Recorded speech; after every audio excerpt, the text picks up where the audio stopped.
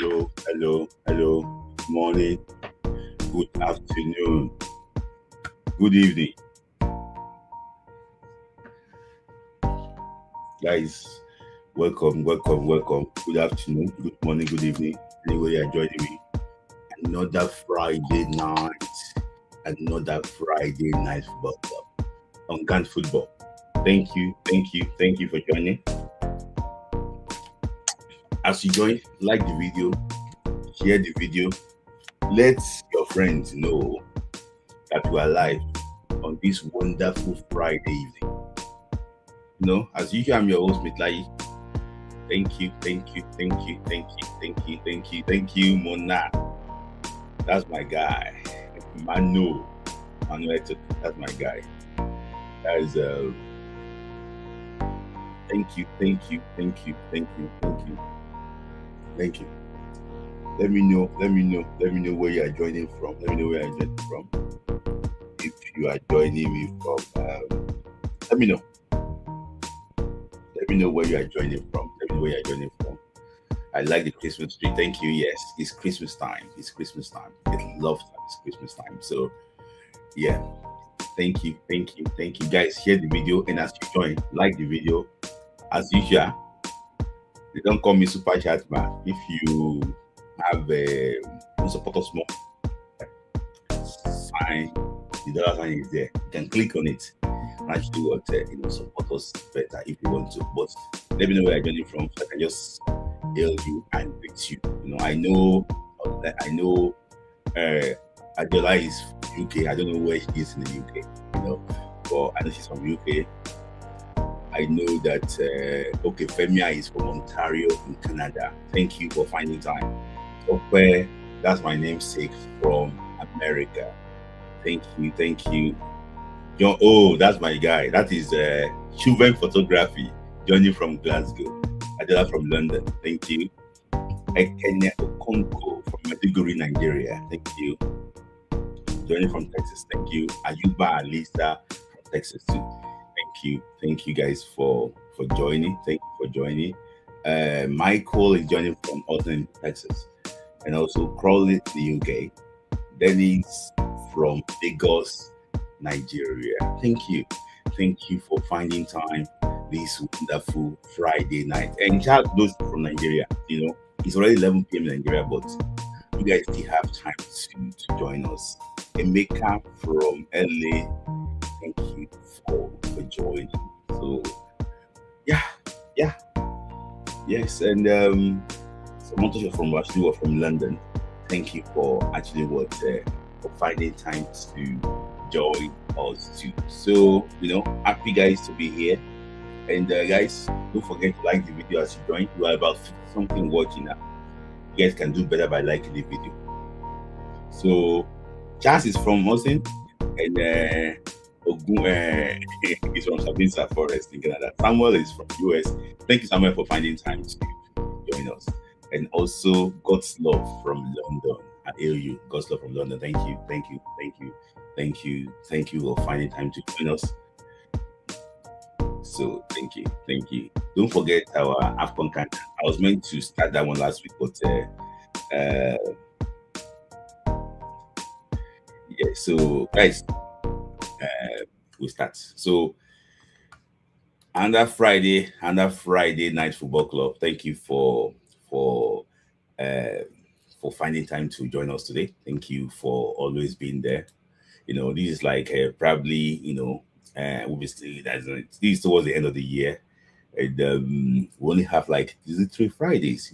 I think we have one Friday just before the AFCON. So it's going to be it's going to be very interesting today. So guys, thank you guys for joining. Find time to actually join us today. I really actually want to appreciate you. But I'll take my stories too, because so I can create enough time to discuss Super Eagles. I know that people want to hear about Super Eagles, So, but then just try and talk about some few things actually what going. So I'm going to start from the Falcons.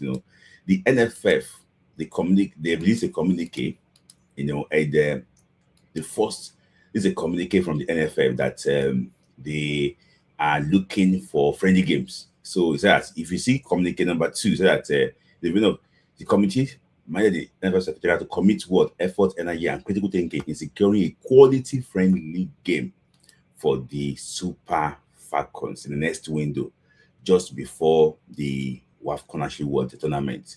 So yeah, I know that now they are aware that Falcons need to play friendly game. But for me, I don't know. You have to just plan ahead, in my own opinion. Serious countries normally tick their calendar to know exactly, oh, we're playing friendly game and things like that. You don't need to be doing all this fire brigade approach.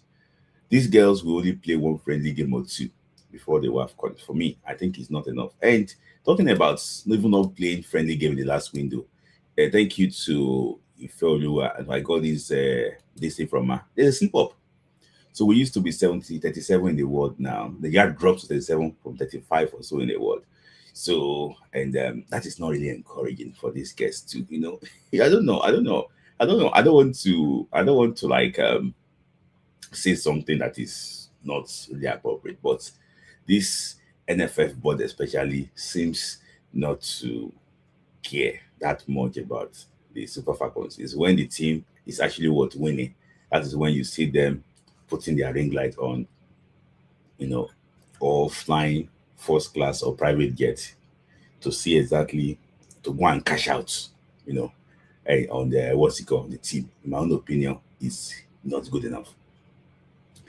During when they won the last WAFCON, Sheo Diko, the current sport commission chairman, said that this is part of the renewed hope agenda. How is that renewed hope agenda? What did they do, especially to make this guys to triumph in Morocco? It's just the way things work in Nigeria. But we are 37th in the world, and the implication of this is that when they make the next draw, when they make the draw for the Women's World Cup, if we qualify for the Women's World Cup in 2027, when they make the draw, we're going to be the tough group again. That's it. We're going to be in a very tough group again because we are not ranked.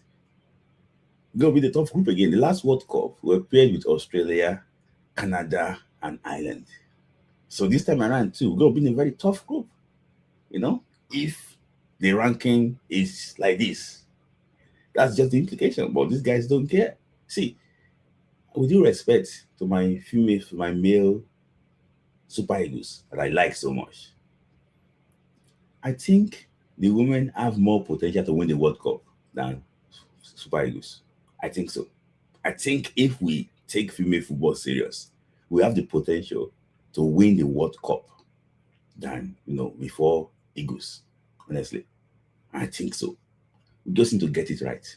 That last World Cup, it was similar to US in '94. I think that I won that World Cup because it's like, oh my days, playing against England. Imagine just penalty shootout and the girls in the quarterfinals. Before you know it, playing against Colombia, playing against that would have been a very good journey for the team because the team was solid during the last World Cup.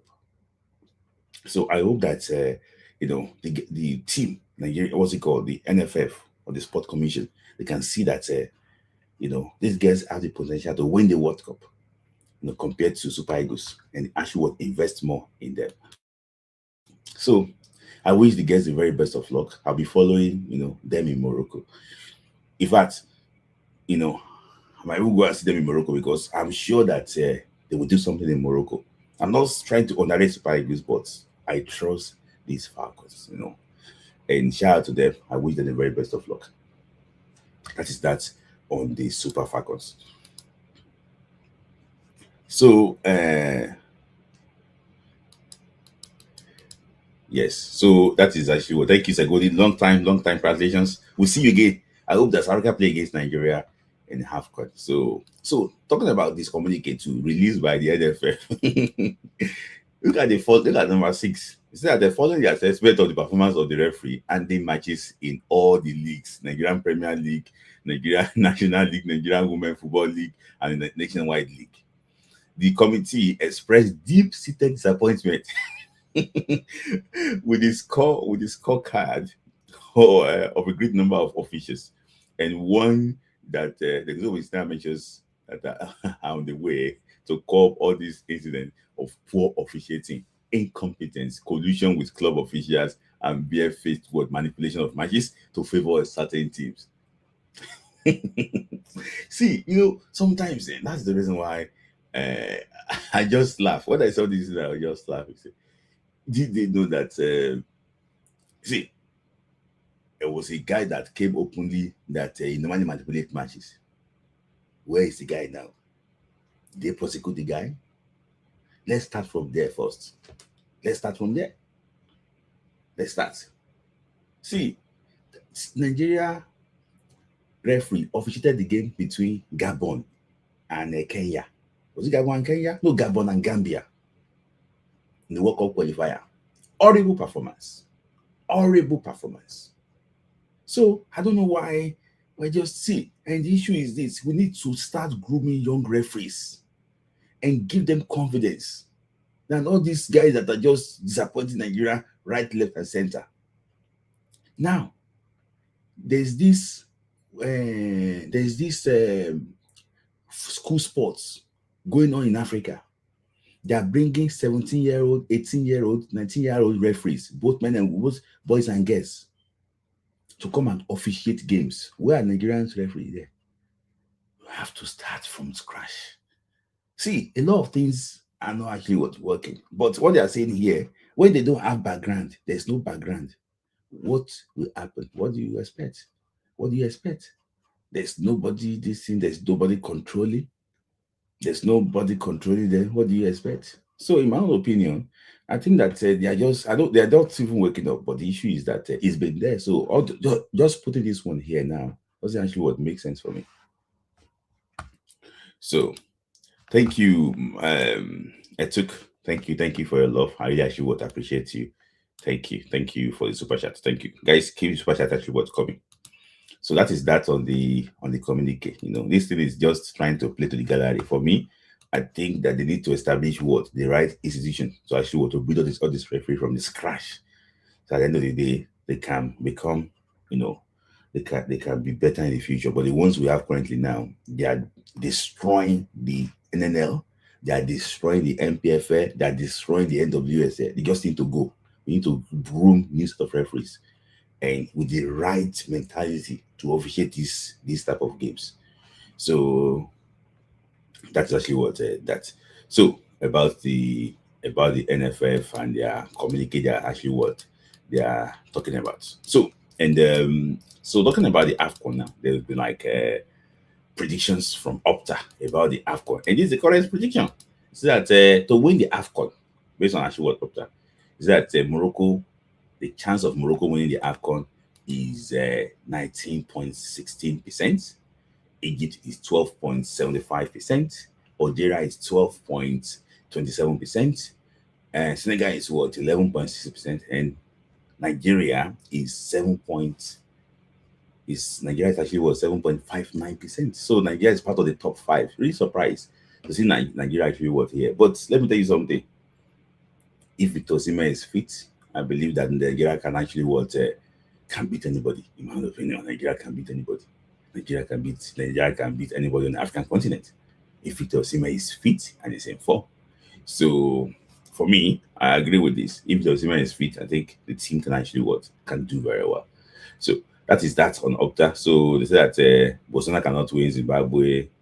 DR Congo is even 1.83. South Africa is 2.11. So I'm going to be reviewing. I'm going to be doing the countdown for the World Cup for the AFCON. So I'll be talking about the groups. So guys, maybe probably on Monday, expect videos on Group A, Group B, Group C. I'll be doing those videos and actually posting it just to make sure that we're actually in the middle of AFCON. So guys, we are 130 people actually watching this video live, and I have only 32 likes. Please, guys, like the video. So see how they rank South African. Yes, they actually their favorite. Their favorite to actually to win it. They say thank you for super chat. Thank you. So that is that, And let's move on to the ones that you guys want to actually what here. That is the Super Eagles list. So, okay, let me just take a quick break. Okay, so the Super Eagles list. So, you guys, it came out yesterday.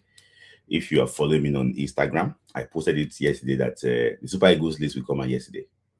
So, and actually what came out yesterday. So, and I said it that if the NFL did not announce the list, we will announce it by ourselves. Because so when I posted the list, I saw them trying to post it, and they actually we got the list they posted. Actually, they posted. So God's love, thank you for super chat. Really, actually, what I appreciate you. Random moments too. Thank you for super chat. Get pumped up from your analysis from that list. Okay, yeah, let's see. So you can see from, let me just make it slightly bigger. So I will not run through the list. I will just like talk about sorry. Okay, yeah. So goalkeepers are Stanley Wabali, Francis Uzo, Amaso Basoge. The midfielders are actually what Calvin Bassi, Zili Sanusi, Semi Ajay, Bruno Yemechi, Igor Ogu, Chidozie Awaziem, Bright Osai Samuel, Ryan Alebiosu. Midfielders are actually what? Wilfred Ndidi, Frank Onyeka, Fisal Dele Bashiru, Mohamed Usman, Alex Iwobi, Ebenezer Akinsemiro, Raphael Onyedika, and Toshiku Nadi. And forward lines actually what? Ademola Lukman, Victor Osimhen, Ako Adams, Samuel Chukwueze, Siri Desas, Salim Fago, Bosi Simon, Chidera Ijuke, Paulo Nashu. So I think 28 players in total. But let me just start from the goalkeepers. So and people have been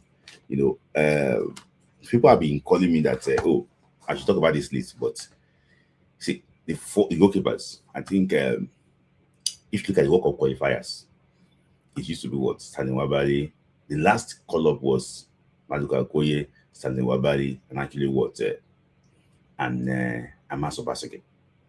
So, but I'm talking based on what I hear. I'm not talking based on what is now official.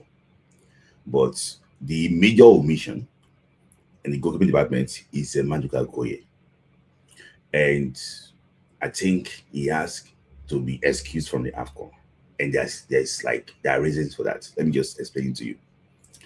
Maduka Okoye is the first choice goalkeeper in Udinese, in Serie A.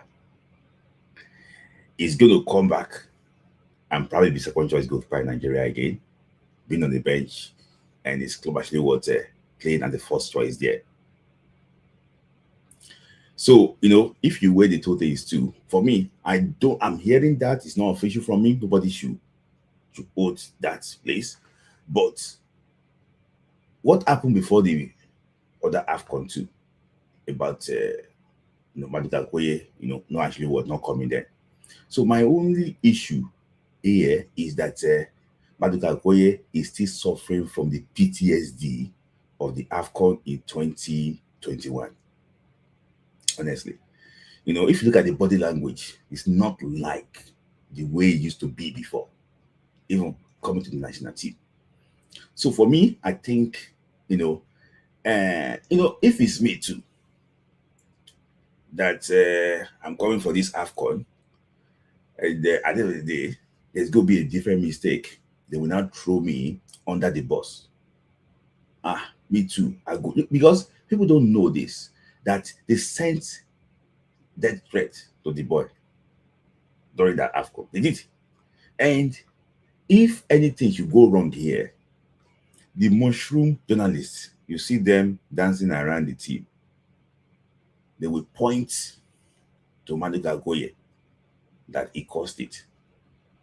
The game against Rwanda in Uyo that we lost 2-1, they said that Maduka Okoye caused that make us lose, despite when the whole team performed badly that day.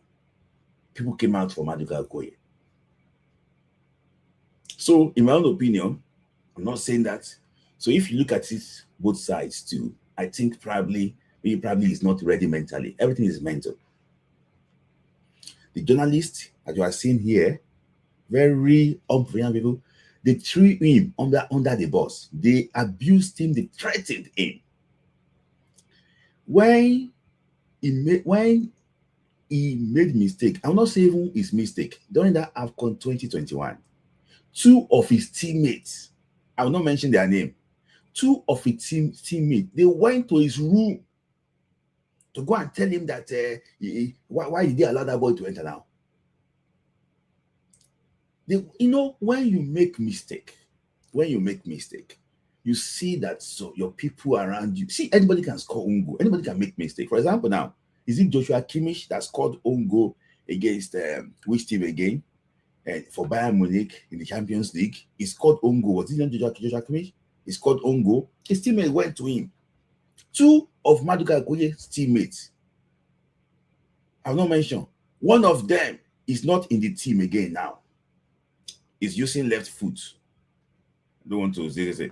See, so what I'm just trying to say, basically, is that sometimes too, you have to examine yourself too. Are you even ready for this challenge?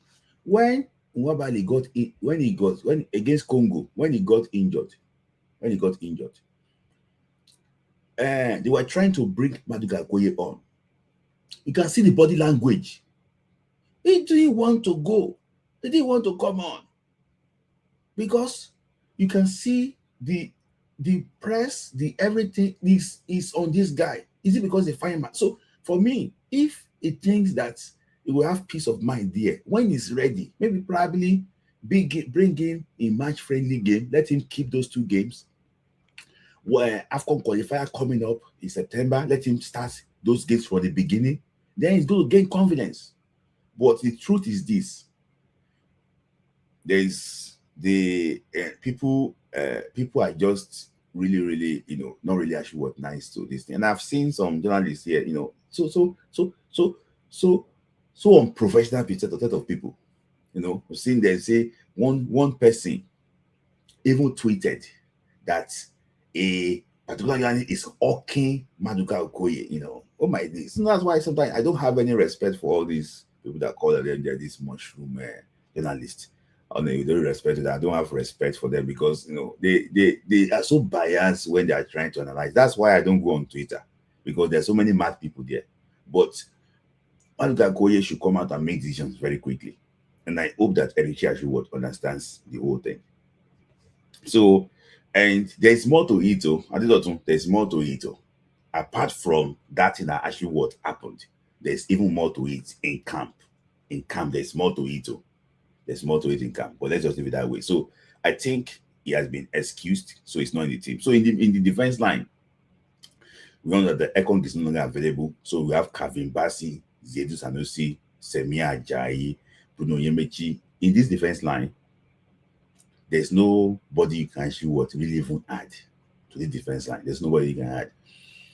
I looked at it. There's nobody we can actually add. So Femi Seriki is not ready yet for this for Nigeria. Femi Seriki will come in March.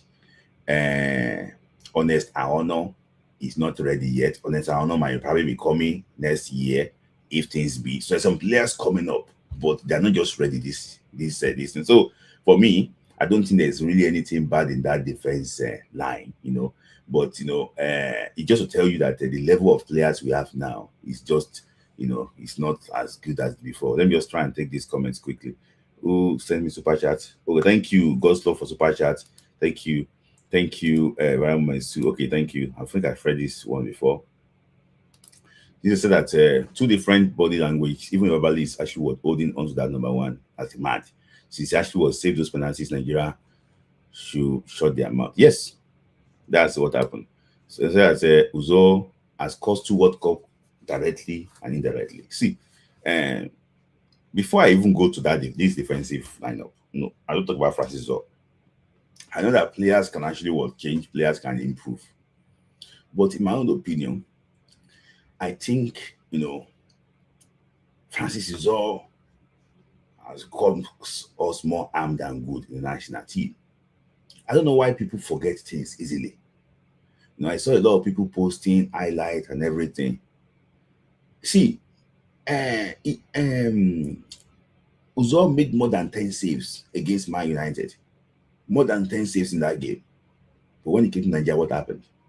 What I'm just saying, basically here is that we seem to forget the game against Ghana. We seem to forget.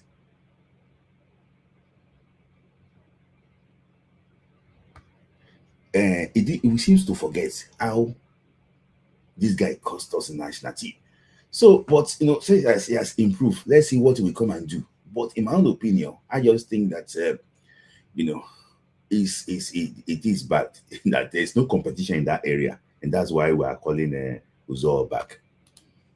So on the grounds Uzor ever actually was invited, on no grounds Uzor should ever. Yes, I agree with you. So let me just move on quickly. So defense line, I don't think there's any question about the defensive line. I think people talked about all Brazil Samuel not being in the team, why he's not playing regularly for his club, Birmingham City. Why is he there? There's no other option. There's no other option. There's no other option to call up. There's no other option. There's no other option to call up. We talk about what was he called? Igor Ogu. He just came back from injury. There's no other option to call up. There's no other option to call up. So, we have to just play them. In fact, if this guy remains in the national team as national team coach, he will try new players in match, which I doubt. So, for midfielders now, we have Ufe Ndidi, Frank Onyeka, Fisad Bashiru. See, Ndidi, we expect him to be back. I think he's the new captain of the team now. Frank Onyeka has not been playing for Brentford. He has not been playing there for Brentford. In my opinion, and he affected this game against Congo because after the first 30 or 40 minutes, the tank himself, he got tired. He has not been playing. It's really affecting this game. I hope that probably he can use this AFCON to gain full match fitness. In my opinion, he has not been playing. Lily Bashir, I'm happy he's back. He's even back in Lazio foot. Mohamed Usman, I'm coming to that one later. Alex Iwobi, you expect him to make the team. Ebenezer Kinsamiro, he made the last team, the last World Cup playoff, but he got injured on the eve of that game. So, and also Rafael Onyedika, you expect him to be there, and Tochukwu Nadi. I'm going to come to that one very soon. Let me talk about Mohamed Usman. See, Mohamed Usman plays in the Israeli league. He played against Atletico Madrid. Was he 8 years ago? Yes, that was 8 years ago. That was 8 years ago, yeah. So that was the highlights that they are sharing online to justify his call-up 8 years ago. I understand that Mohamed Usman, which 7 years ago? Which 7 years ago? This time, it's I say you want to go to bed. Which 7 years ago? Was it not 2007 that they played that game? Was it not go on the way to 2018 World Cup? 2017?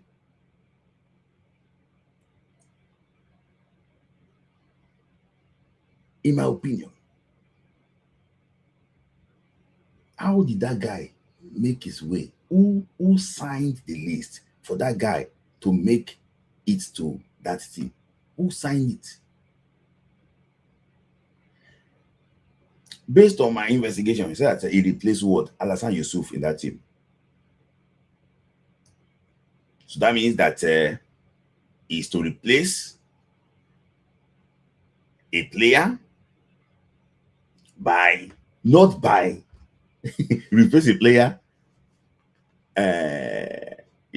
based on where they come from. That's my opinion. He replaced what? Alassane Yusuf. So the person that owns the slots of Alassane Yusuf is the one that is putting Mohamed Usman there to come and to go and do what? In AFCON. Even the club side that is currently playing for now, they'll be like surprised. How did they get Nigeria? We have turned Nigeria to the mud. I'm coming. For me, there's nothing you can use to justify that Alassane, this guy, Mohamed Usman, deserves to be here. I've also criticized players too in the past that these players doesn't merit to be in this team, and they have proved me wrong. When they invited Josagawa from, I think he was from Esperance de Tunis then. Was he from Esperance de Tunis? I also did not buy the idea. We're thinking that there are of this world, players like more established strikers should be in the team. But he did well. I'm going to come to his name, Tochukwu Nadi. I'm a big fan of Tochukwu Nadi, but in my own opinion, I don't think he's ready for this team. I don't think he's ready for this challenge. Tochukwu Nadi is not refined yet. All those things you are seeing online, it's just his agents posting. It's just his agents posting. It does not. It's not there yet. But I'm not saying I cannot improve. And let me tell you something too. Tochukwu Nadi is a young player. Let's put it that way. I know that people might argue that a Nigerian system, is this young? Is it this? No. I saw the boy when the boy was young. Tochukwu Nadi is a young player. He can improve. Maybe this AFCON can be the one to kickstart his career. Time will tell. But for me, he's a very young player, but he's still raw.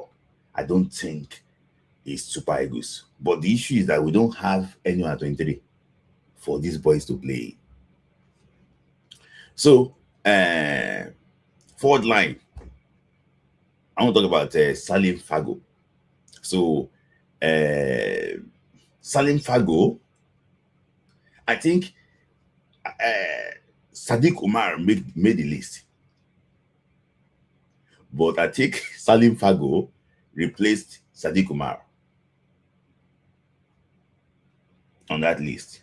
Salim Fago, I think, replaced Sadiq Umar on that list. So the argument is that Salim Fago came through the youth system, worked with Ladamboso under 20. He can come and be the rocky and do well. Salim Fago is not even doing well in Croatia. But they assume that this thing will happen. So they have paid some journalists, on Twitter. They have paid them. If you go to their Facebook page, you know what I'm talking about. They have been promoting Salim Fago for the past 4 weeks, 5 weeks, been promoting him. I don't want to mention their name. Just go to their Facebook page, you will see them. They'll be promoting him. They are top notch. In fact, some of them is even a spokesperson for one of the national teams in Nigeria. They've been promoting him. So you expect things like this to actually to happen. 4 goals in 25 games. There's no way you can justify Salim Fago being there. I've been here several times to criticize Victor Boniface. If Boniface is playing with one leg, he no be Fago's mate. He's not Fago's mate. I've come here to criticize Arokodare. If he's playing with one leg, he's not Fago's mate. He's not Fago's mate. So I leave it that way. Let me talk about Eric Shell. See,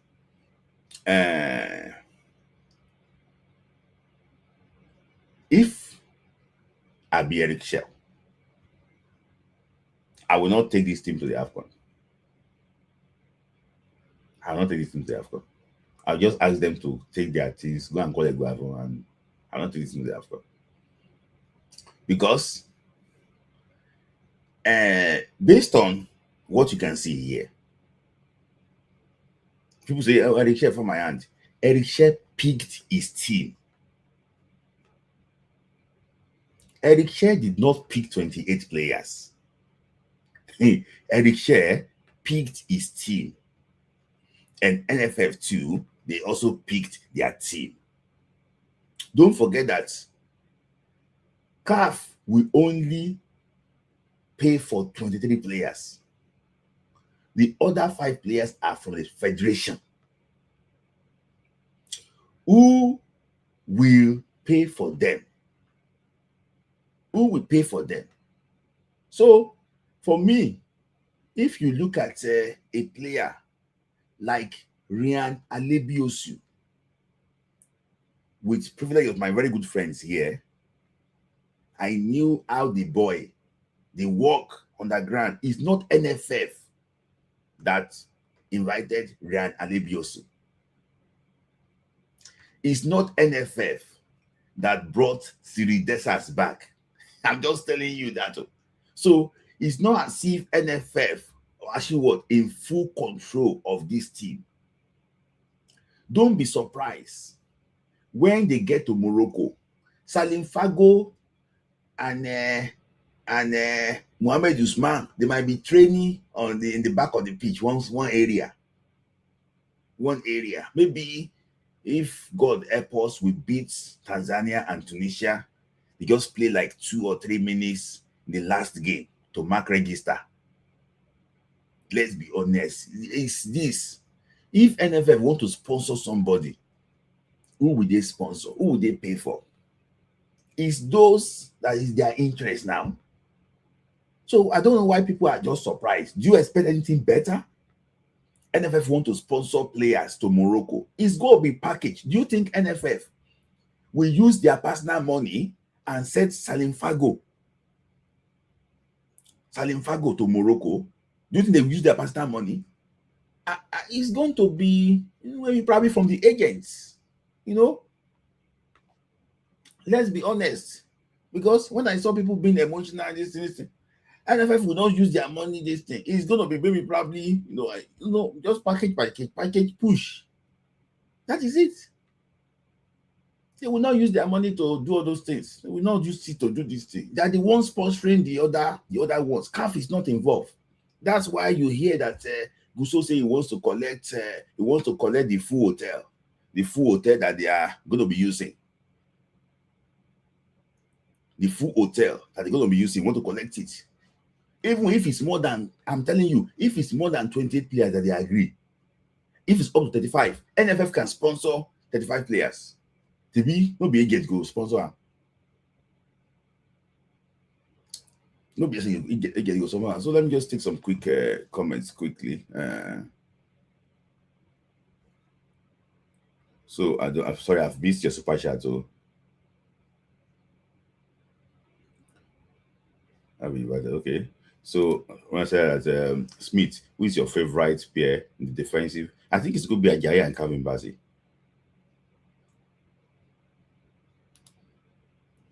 So this actually was divided or no Collins from National United. Yes, yeah, that is what I'm talking about. Who do you want NFF to invite? See, NFF, that's why when people are being emotional about these things, people have been DMing me that Smith, like, you want to hear your opinion about this list. What do you want to hear? Under Ibrahim Gusso, under this ineffective Ibrahim Gusso, what do you want me to say? See, under Ibrahim Gusso, Nigeria under 23 invited a player from Division 9 under Ibrahim Gusso. So what do you expect? So you expect to see this pattern of call-up. This is the lowest. This is the lowest of the lowest. And the funny thing is that these guys don't care. They don't care.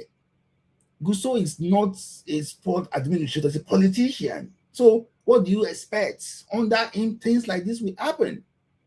What do you expect? When people just say, it's like, I beg, just take care of yourself. Don't put your mind on anything too much, I beg.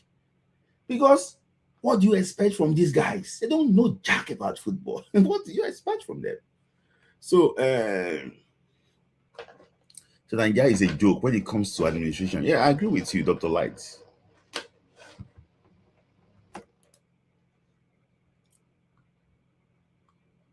So Nigerian football should be suspended for 2 years. I think so too. Like maybe we will get sense. Thank you, Benny K, for the super chat. Thank you. I appreciate you. Thank you. Thank you for your love. Always showing up, all the time. Thank you. Thank you. Thank you for your love. And that one I said at this point, NFF should be cleared. I don't know, but because I did that, well, this actually was funny. So thank you, John Jones. You know how it works. My brother, go and check the pattern of invitation to Nigeria under 20. Are you expecting this? You can see since under Ibrahim Gusso, go and check the pattern of invitation. You will know exactly what I'm talking about. So it's not as if we are here to slag him. It's not effective. It's not. So that is actually what the Salim Fago thing. It's not Eric Shed that we say you want to go and pick Salim Fago for what. So see, another thing is that what is about the system. Let's be honest ourselves. How many players do we have doing very well in Europe now? How many players do we have? How many players do we have doing very well in Europe? I went through the list of players called by Bonfrey Joe for 2000 Nations Cup in Nigeria, Ghana 2000. I saw players from Chelsea, Arsenal, PSG, Milan, Fenerbahce. I saw players from how many players can I get now? So if we have players, for example, now doing well in Arsenal, maybe a player like even Martinelli, for example, doing very well in Arsenal, do you think they can I ask, can they sideline the player? No, they can only do this thing when they realize that the gap they can penetrate. If we have players doing well, that's why we are clamoring that we should have good age grade system, so that at least in this age grade tournament can push our players to bigger clubs in Europe. That is the reason why NFF will never go and say they want to pursue a foreign-born player, because it's a threat. How much are they going to make on a foreign-born player? It's a threat to the players that are trying to push the national team. See, a country failed to qualify for the World Cup. No talking, just tweet on post, tweet. That's all. Just tweet. Nobody talk, just tweet. So it's not working. And I posted something in my story about Nigeria best times in football. Came between 93 and 97. Who was the president? It was one man from Kano State. The reason why it was good, because what? There was interest. The guy wanted to know what is going on. This team is not doing well. What can we do? I expect people to also ask questions. See, people don't see. We went to the World Cup in 94, won the AFCON in 94. We came fourth in the King Fahd Cup in 95. We qualified for the World Cup with one game to spare against Guinea Conakry in 97. We won the Olympic Games in 96. Had the best years of Nigerian football because there's interest. NFF has been bad, but if there's interest from above, we will not be where we are. It's because there's no interest. They can do whatever they like. There's no interest. We will win, you win. There's no interest. There's nothing. There's no interest. But that is it. Naturally, these guys are not disciplined. They are just there to embezzle money. And shout out to Mobike that he's doing a very good job, because Nigeria get tired easily. I want to appreciate him for doing well. People are saying that the boy will not go far. But guys, please sign that petition. Nobody knows tomorrow. This is a cry. from football fans in Nigeria. It's a cry, majority. There's nothing going on. Please, guys, sign the petition. Nobody knows tomorrow. In 2 years' time, we might have another president. Nobody knows tomorrow. Nobody can predict tomorrow. We can have a different president that have interest in football. And that person might realize that I can work, I can do something and make this thing work again.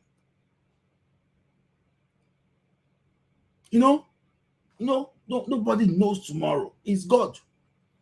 So let us put our effort in it. Sign it. If we reach 1 million, 1 million signatures, at least if somebody sees it with genuine interest and very powerful, even if FIFA self did not act, they can look for what they can do. That these guys really like football to do something. I beg in the name of God, sign that guy's petition. Don't think, say, I beg, sign. We know that he might not fly to FIFA, but another person can see it. In a year or two, we will have new president, another person can see it and have interest. And it can change the whole thing. I beg, in the name of God, that guy's petition. I beg. Sign up. The guy, he did the guy's speech. I beg, sign up, I beg, sign up. There's nothing I believe that cannot happen. Cannot happen.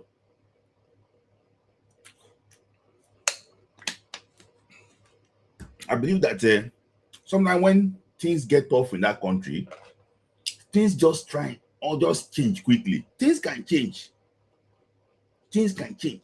So I beg, anybody can see it. If you see FIFA, we know that you cannot fly. Okay, we cannot fly.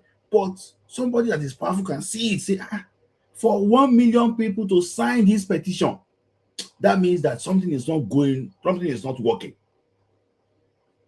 Very powerful person. From there, they can start moving. I beg you, please sign that petition. Go to Mobige's, he's a content creator. Go to his page. Just type Mobige on Instagram. You're going to see it there. I think the link is in his profile. Just actually put that. Just put that one actually there. So thank you for that. So I say that it's because they can do this thing because what? Because we don't have enough players. That's the reason why. But these players, what I will do basically is that I will support them and I wish them the very best of luck. They are Nigerians. They are not from Cameroon or from India. They deserve our support. I will actually I will support them. But for those that think that Eric Shea, they force him to do this thing, I don't think so. He had his own player that he want to use. Maybe 24 or 25 players. The rest are not actually really is a player. So that is it too. So you know that if he's from Africa, his agent is from Africa. So you never know. It's gonna actually so 25. So the three of them are just they are constancy players, and this is actually what happens in West Africa. So so please don't think that Eric Shea is the one doctoring this thing. They are forced him. He's a very stubborn guy. He's a very, very stubborn guy. I'll not lie to you. He's a very, very stubborn guy. So that is that on on Eric Shea's actually what matter and the national team. So I'll post the link very soon. Let me just hear your thoughts. I don't want to stay too long here too. So guys, don't worry. Don't forget our AFCON daily show during the AFCON. It's good, but we will be live on Gas Football, and also we also have a preview before the AFCON. So I'll be making videos on each group. There we guys can actually work just to predict, how each group actually will go. So I'll post the link very soon, guys. Like the video. We are 231 people watching this this live stream. Please like the video. So as a news coming up from Nigeria too, people will be expecting me to drop the breaking news. A news coming up from Nigeria too, that Nigeria has not given up their hope of qualifying for the World Cup. The NFF, let me just read the news out so that I'm coming. Sorry, I'm just read the. So I got it from a very reliable source too. I know that that my man is going to be looking at me now. So let me just put that one out too, so I can just put that one out. Let me just put the news out. So where is the news? Is that the Game officials are still very open. The Super Eagles could still be to be at the World Cup after submitting a strong protest petition against Congo to FIFA. That's there's no any official statement there, but according to a reliable source, in the said protest, the Nigerian Football Federation listed 6 Congolese players that were not properly world registered for that November 16 World Cup playoff that ended in penalty shootout win for Congo. This protest is gathering momentum. So, and I'm also hearing that Cameroon too, they've also lodged, they're also planning to lodge a protest that there was a player that played against them that I played against them that is not actually what meant to play. So this is not official from the NFF. I just heard the news. I've been hearing the news, but because and I know they said player. I know a player that they have issues with his documents. I know that player, but I just because if they go to the World Cup again, they ask them to present player. They will present players against this Alifago. I'll be going to the World Cup now. So for me, that is the news. So I'm not going to comment further about the news. So that is just that. So don't be surprised to see Nigeria playing the Intercontinental Playoff in March. So guys, I'll post the link now very soon. Then this should be this stage. So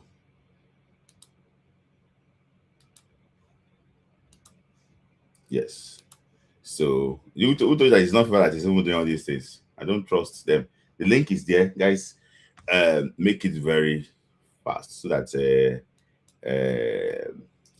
at the end of the day, we can actually be very fast so that I won't spend too much time here too. So guys, click on the link and actually join. Guys, don't forget 75 people like the video currently here, and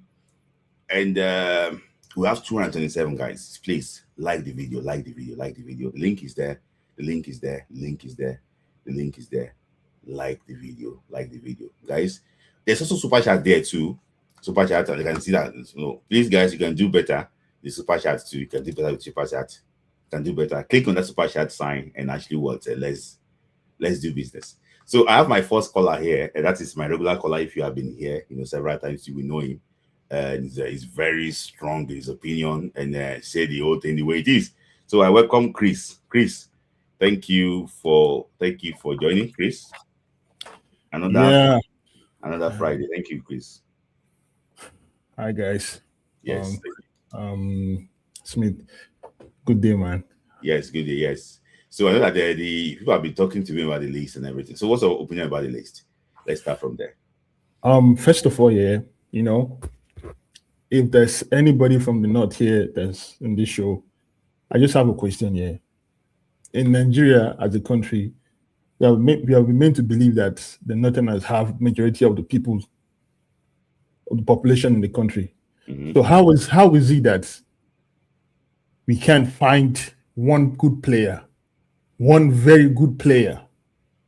Like I don't want to talk about Zaidu because Zaidu, he still has, I can't really call him a very good player, But how is it that we can't get like two good players from the north that we can say that we can rely on these players to do something for us? Mm-hmm. So how are we going from Al Hassan Yusuf to Mohammed Usman? So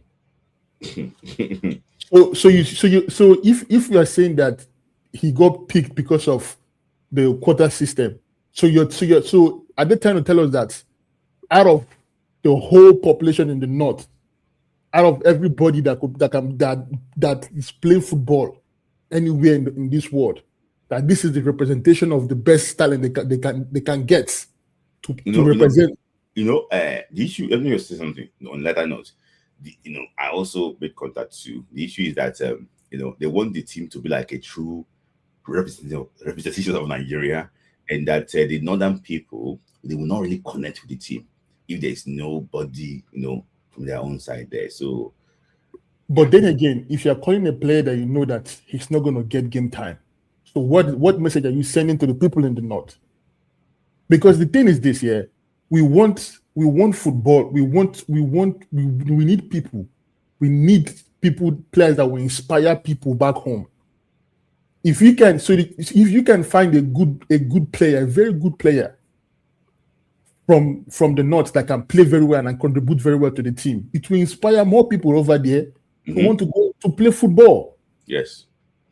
But when you don't have, when you're just putting names there so that they can look you first, so your idea is that so that they can look at the list and say, okay, that's a guy there. What it doesn't do anything. It doesn't do anything. So me, I really don't understand how we went from if that recording Umar Sadiq, I would have somehow understood that. Boom, Usman from where? Like there is like if you go to YouTube and type Mohammed Usman, there is no highlight of anything apart from the goal he scored against Atletico Madrid 8 years ago. That's the only thing you will find. When I say that Ibrahim Kosu, the day he ends up in prison, I will go outside and feed homeless people that day. I will miss work that day and go feed homeless people. Because I really don't understand how someone can sit down. You have a platform like this, you have something, a gold mine on your hand. You can use to put your name, your family name at the highest of heights by doing the right thing, by building a core. Like you are in charge of the football federation of one of the biggest countries in Africa, and this is what you are doing with it. Okay. Chris, I'm still going to keep you here. I'm going to bring him to talk very soon now. I'm going to tell you something, Chris. But when Eguavon was there, they looked for a way to smuggle Siamino in. So it's not as if it's the northern people that is doing it. So when the ball too fell on like Eguavon, Philip Shuaibu, the contingent over there too, they look for a way. Look at you to look for a way to get the devil into I know what I'm talking about. So like, do you think that it's a Nigerian thing? It's not really about that's what I'm saying. Like I'm not saying that it's nothing else doing it. I'm saying like the people in charge. Yes. Like if you're trying to inspire people, you're trying to inspire people from the east, young boys from the east or from the west or from the south or from the north. You have to find the best out of each region if you put them together, so you can inspire those boys to say, okay, look at what this guy is doing. Look at what Osimhen is doing. Look at what Chukwueze is doing on Fulham. Look at what this person is doing. That's what it is. When you look at the way some of these footballers that were playing before, they will tell you, when you ask them who are like their football heroes in Nigeria, and they will call names for you. People will tell you Okocha, some people will tell you Bangida, some people will call like different names of players that inspire them. But when you are picking players that that's not even doing anything, you're not inspiring anybody. You're not building anything. You're not giving anybody hope to say, I want to play football.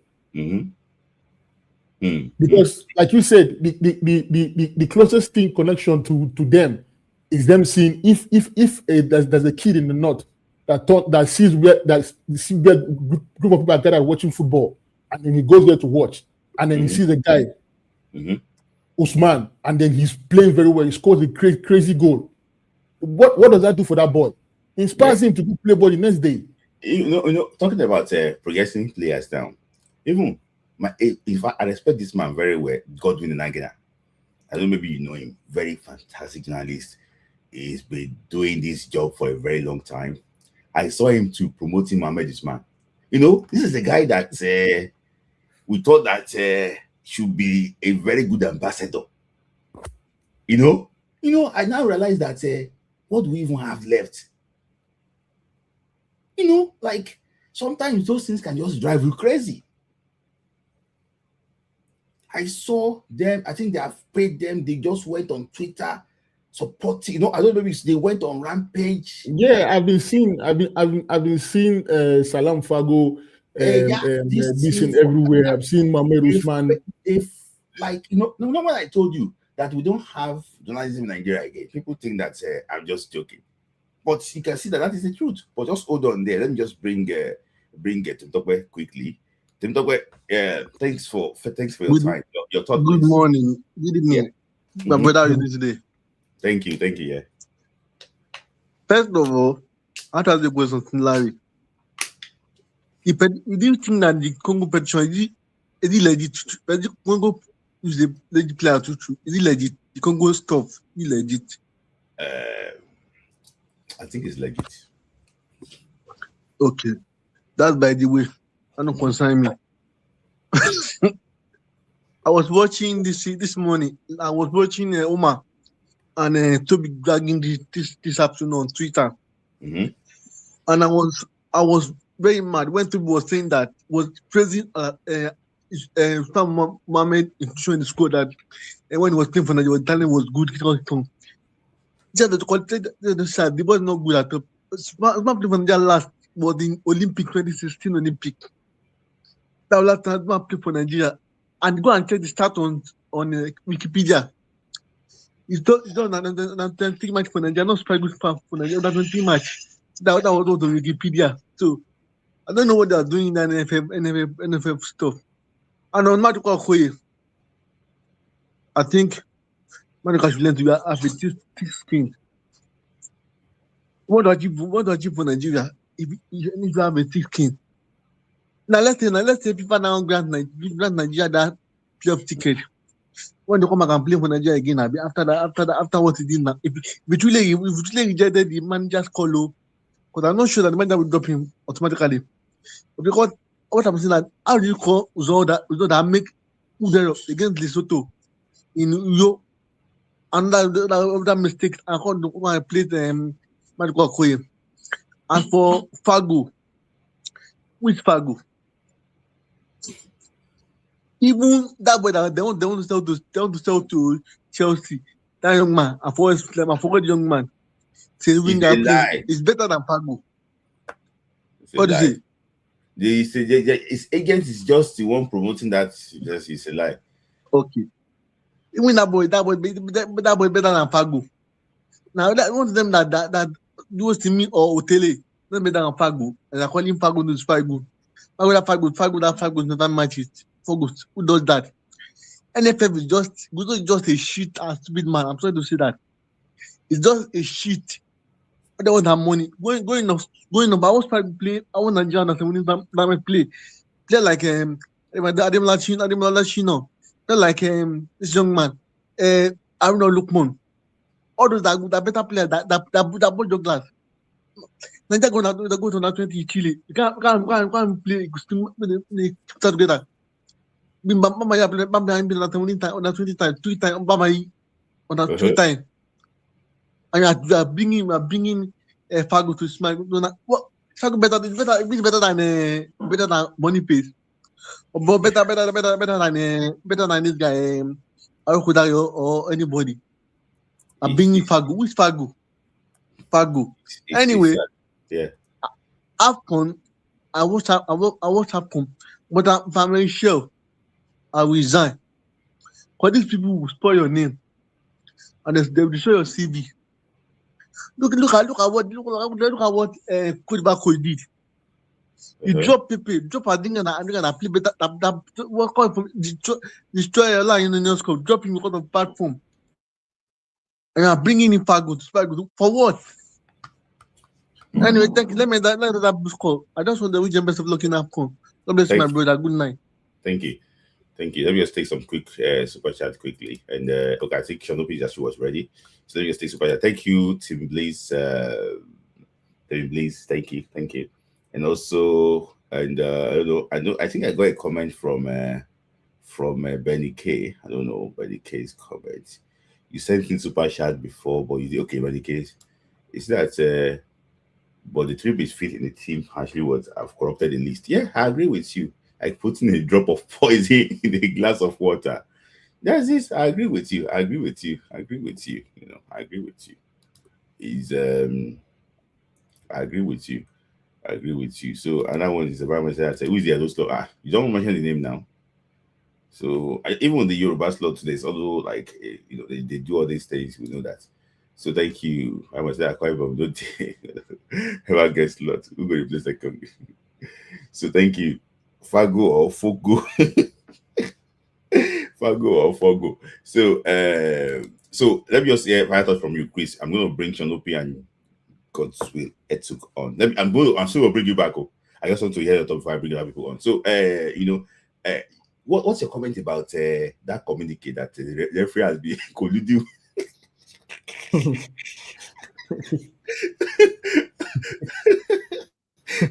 It's like they don't know about this thing before. What's your comment about that, Chris?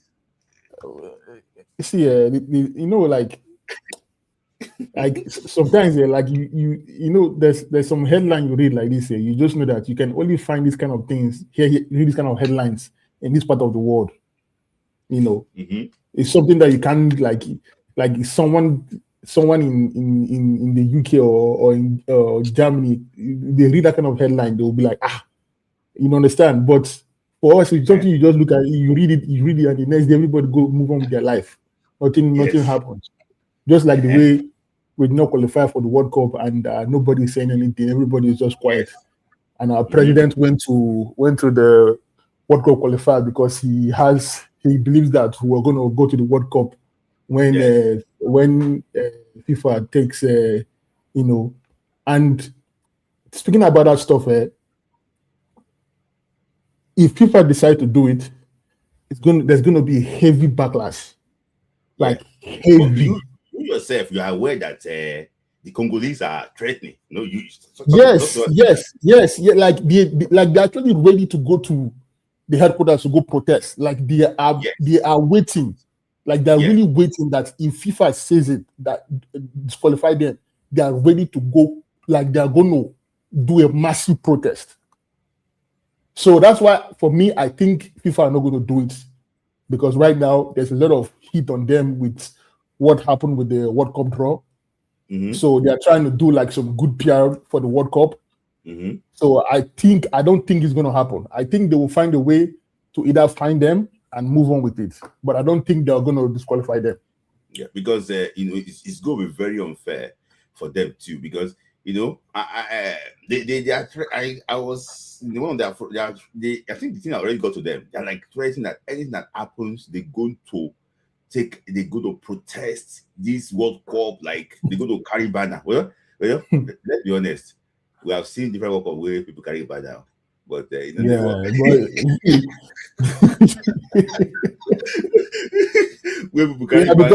at the end of the day, if it's something that, because another thing I also think about is that if you didn't follow the right process, you didn't do the right thing. People are not going to care whether you protest or not. They will go ahead and say, look, this is what you did, because also them, they will want to have like a good reputation for themselves, because you don't want 5 years from now and then there's an investigation that it's the case they have. It was similar to the case of Emiliano Unsue. The guy, Yes, there's like a precedence to that. So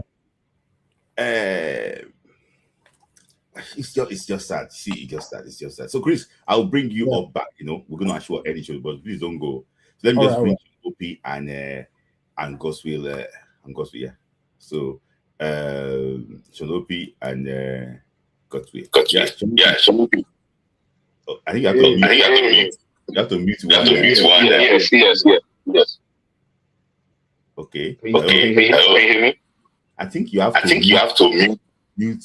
You are listening to me. One. Okay. Let me. Hold on 1 second.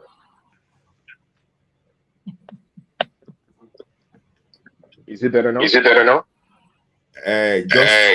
like why can't you off it? The TV. Yo, I already did. I just did now. Why is it echoing? Sorry, is it from your own end? It's from your end. It's from your end. My TV is completely off. Okay. Why is now? What are you hearing? I'm hearing myself. Okay, certainly not from here. Okay. I think I don't know, maybe. Can you mute yourself? If possible. Mr. Gosway. Yeah. Okay, is it from here now? Yeah, I think it's fine. Sorry, can you mute yourself? Let me just see. It's not from Shalopi. Mute it. No, it's not muted yet. Okay, I think Shalopi, can you unmute yourself? Okay. Yeah. I think it's from you, Mr. It's from Mr. Gosway. Yeah. Maybe you open two tabs and one is listening. That's the reason why we cannot ask you what to hear you the echo. But you can try and fix it. You can try and fix it. I think you open two tabs. Maybe one is on YouTube and one is like on StreamYard, or I think maybe probably that's the issue. But let me hear from you. Smith Lai, always good to hear from you, man. Yeah. Hey, I think Team Talk, one quick thing for Team Talk, if you're trying to find good updated stuff on players, go to transfer markets. Don't go to Wikipedia. Wikipedia sometimes doesn't update stuff. Yeah. So I know we discussed something about a player, in our group chat. Yeah. So just go to transfer market, but transfer market is more they're more accurate with if you want to find stuff on players. That's by the way. Yeah. I think for me right now, so I'll go a little bit back in time. I became conscious, and nobody should laugh at me. I'm not that young, so and I'm not that old. I became conscious of Nigerian football. I think it was 1990 or just 90 when we lost to the final. Yes. Then I remember Maradona crying the finals of Italian 90. So my consciousness to football started around that period. So from then, Senegal 92. I remember when we lost to Ghana, how I was crying. Yeah, Mutu Adepoju scoring and coming back. I remember 94 Italy, and I'm going somewhere with this, right? 94 Italy when we lost to it. 94 USA 94. Sorry, when we lost to Italy in the second round, when we're already celebrating that we're through to the semifinals against Spain, and all those things happened. I remember I didn't eat for days. They were begging me. I mean, I was eating, but sparingly eating. So my passion for football has always been for a long time. I remember in 2000 finals when Ikeba played the ball that crossed the line and he was putting his hand on his head, and I was crying profusely. So Nigeria has given me those roller coasters for so many years, even to the point of the AFCON, the last AFCON we got to the final, that it was so painful. A friend, my neighbor actually is an Ivorian. He called me to come and have dinner with him. I had to go because if I didn't go, it would be like I'm a sore loser, right? So I had to go. I think I'm at a point now in my life now where football shouldn't determine my happiness anymore. I think I have to find other activities in life that will reinvigorate my being. Not football, not Arsenal. I'm an Arsenal fan too, and you know what Arsenal is all about too. So at this point, our football in Nigeria started dying a slow death years ago. Ghana, I remember the game against Ghana in Abuja. I remember they brought Shewa Abdullahi to come and play midfield. Yes. I remember Amaju Pinnick going to a table's house in England to come and tell him that, dude, you have to play for us. And he was already like on his bad. He was not playing well anymore at that time, a table for Watford. He was on the decline. Yes. I remember that a lot of things have been suffering and we were just looking, or maybe we knew, or we were not, we just didn't care, which I think we all care, right? Some people care. Let me put that way. And you just see that this decline didn't just come today. The decline of that football started years ago. Now, with good leadership and good vision, a good leader will pay attention and try and prevent it from happening. But guess what? Nothing happened. Our age grade systems, those players, they don't play well at the age grade, and when they move on, they just fizzle out. You won't hear anything about them anymore.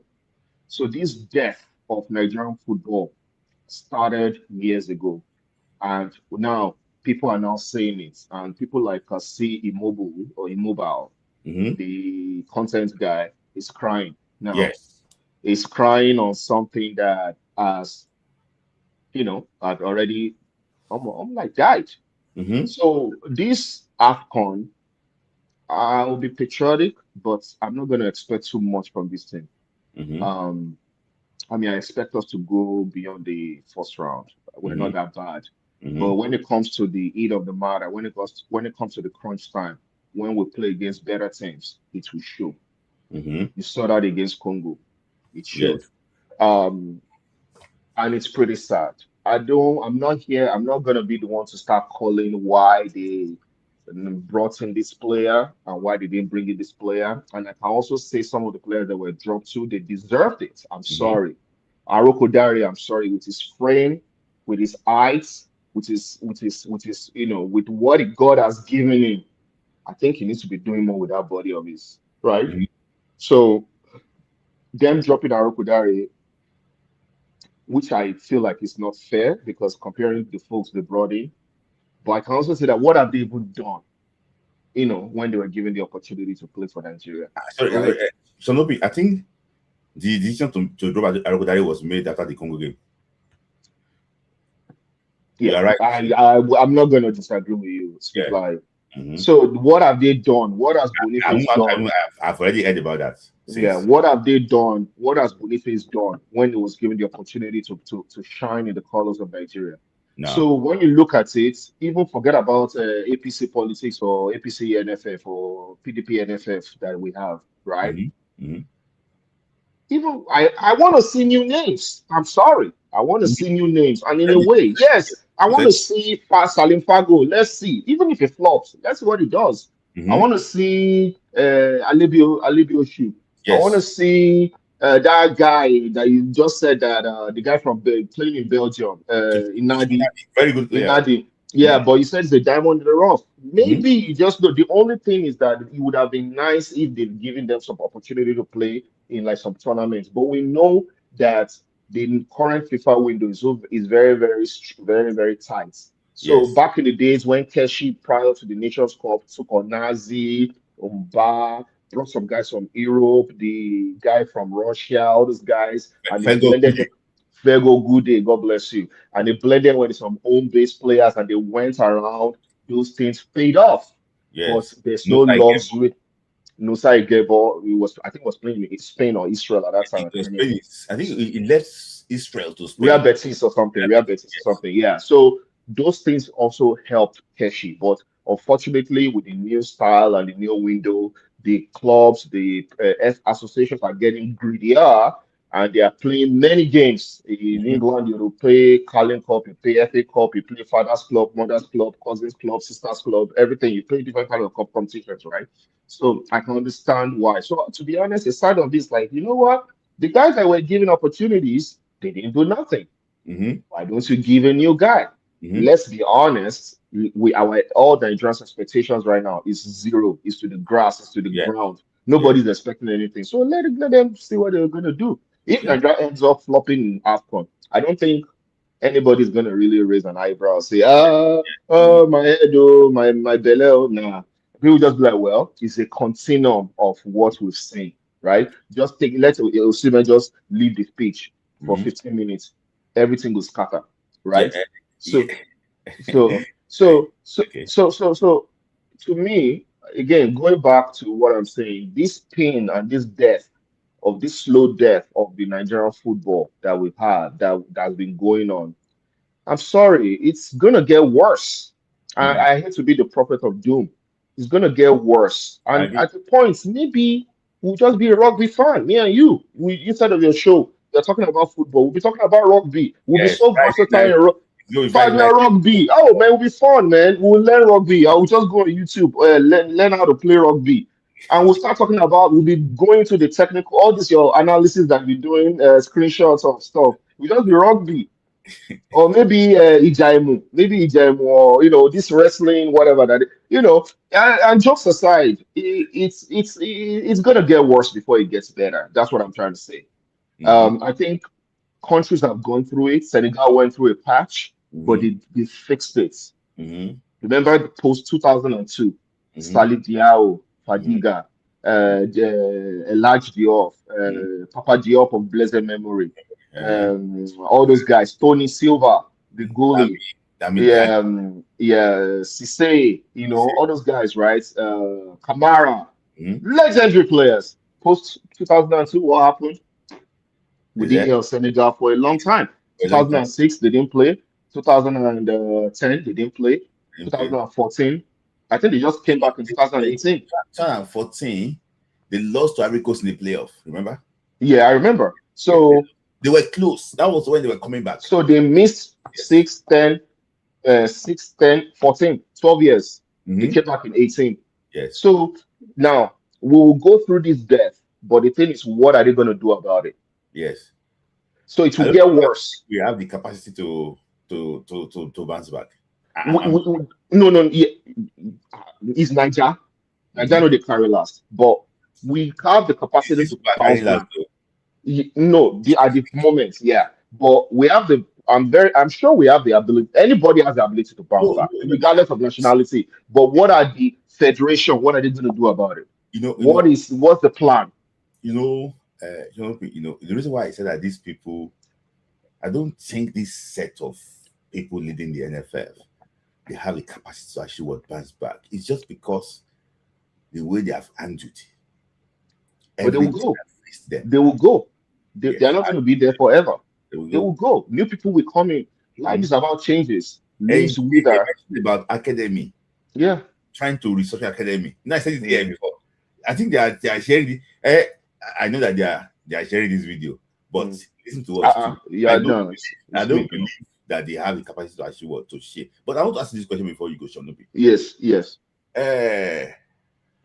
Since you have been watching AFCON, yes, do you think there's any controversial selection that is more than this Usman Mohammed? I've seen controversial selections before. I've been checking AFCON list. Do you think there's any selection as controversial as this Usman Mohammed? I looked at Efetobre Soge in 2002. Free. No, 2000. 2000, yeah. 2000. He was wearing number 16 on the bench, but he didn't play. He didn't play, yeah. Then he was playing for like League 1 or League 2, I don't know. Luton Town. Controversial. When they brought in Rafael Ndukwe, you remember him? He scored in the final against Cameroon. Yes. First goal.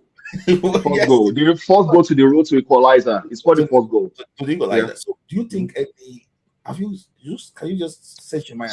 Yeah. Okay. As I'm going to look at it, right? So this Mohammed, Usman Mohammed, right? I have nothing against him, right? I mean, we're just being objective here. I think from that old list, I think everybody is saying, this one is saying, now back in the day. Okay, let's go back to Keshi's era, right? 2013, when he brought in Omeru, Obuabona, all these Ejuke, that tall guy that was playing for Warri Wolves or whatever at that time, and brought some other players, right? Sunday Umba, what I forget, people were raising eyebrows, but at the point, but those ones you can say, okay, Obuabona played in the CAF Champions League. He was playing constantly, so you could even say, okay. Omeru was on loan from Chelsea to a club, AD something in Holland at that time. In Holland. Then Ejuke, maybe those Ejuke ones. Ejuke ones was a little like, why are you picking these guys? But in this case, just to answer your question, it's so far off. So when you are drawing a graph and you have your normal distribution, right? where all the data they cluster around one line, and you can't see one way far. And you cannot give any logical, that sometimes you can even create excuse for someone and say, okay, maybe, just trying to be, objective, not objective, maybe to show some empathy. But in this case, no, man, no. Okay. It's an outlier. I'm sorry. I want to, you played against the last time you played was 2016. No, let me take that back. Olympics you played 17 with the home base team against Atletico Madrid. He's 31. Mm-hmm. He's 31. 31, right? Nigeria. And let me 31. Yeah. You have some people waiting. I want to ask you that question. Yeah. I just remembered now that there was a selection of best memories, let's question of Uche Nwafo. Oh, okay. So let's go back to that. Okay, so that's World Cup of him dropping Brian Deye, John Ogu, Sunday Oba. He dropped a lot of those guys that played in the AFCON and brought in Nwafo, brought in one guy that looked like Kanu, that had a dreadlock. Uchebo. Brought in a lot of guys. That part was questionable. But at least they were still playing like they were playing. No. They were not playing. See, like Nwafo, Uche, like he dropped there for them, and there was even this guy. Why are those players not coming out? I remember Shola one. That one too was very. Actually, I think we've seen in the past. But why are those players not talking about that selection thing? Ruben Gabriel. Yeah. And he came in for Nazi against France, and that was the end. So I'm just trying to relate this thing to, because you are talking about the experience to it now. What about Uche Nwafo? What about Uche? What about so it has happened in the past. It has happened in the past. What about Kunle Odunami? I remember Kunle Odunami. Yeah. Yes. So 2014 World Cup. What about Juwon Oshinawa? No, Oshinawa was very good. He got to play when Edasi got injured on the eve of that World Cup. At least he still, he got a move now to Scotland or so. Yeah, we didn't really work out. Yeah, but anyways, yeah. So we've seen it actually. People are right in the comment section. Nothing is new under the sun. So if it's just she didn't have one player, Abi, is it 2 or 3? No, 5. This 2014 World Cup at 5. No. In this current squad, she didn't have one player we worry about. See how they get out. Not two. If 2 more, just manage them like that. So we'll manage them like that. And they are right. We go manage them like that. For your time. Thank you. All right, so yeah. That's so.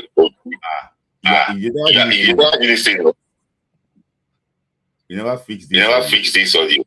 But you can hear me clearly. I can hear you. But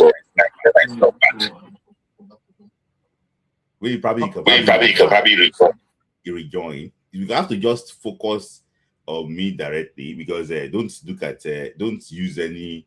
Okay, left actually. Okay, left. So I have Samuel. You are wearing hood. Remove your hood though, Mr. Samuel.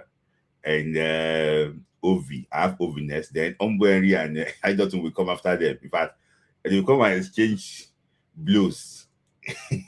I like when I have conversation with us Omberi and actually I don't know. So I'm going to call you after Ovi and Samuel. So Ovi, thank you. I always look forward to actually to hear from you. Thank you. And also Samuel. Thank you very much.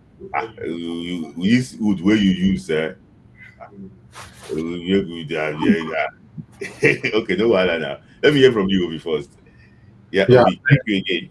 Yeah, thank you very much.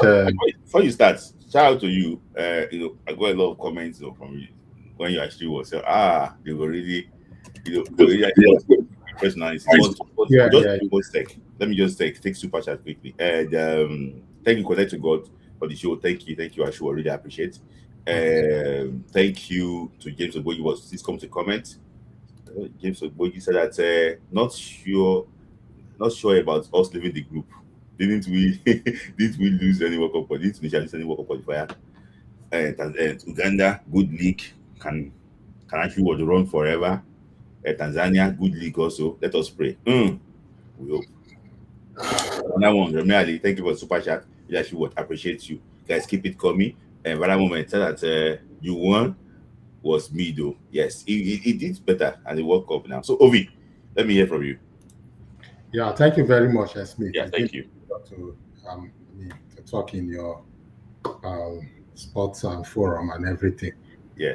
And yes, I've looked at the team and the selections and everything. Well, like I've always said, the problem still remains the talent drop. So if you look at the list, you understand that there were some names that you would expect that these are supposed to be regular players or names that you would expect to be part of the team.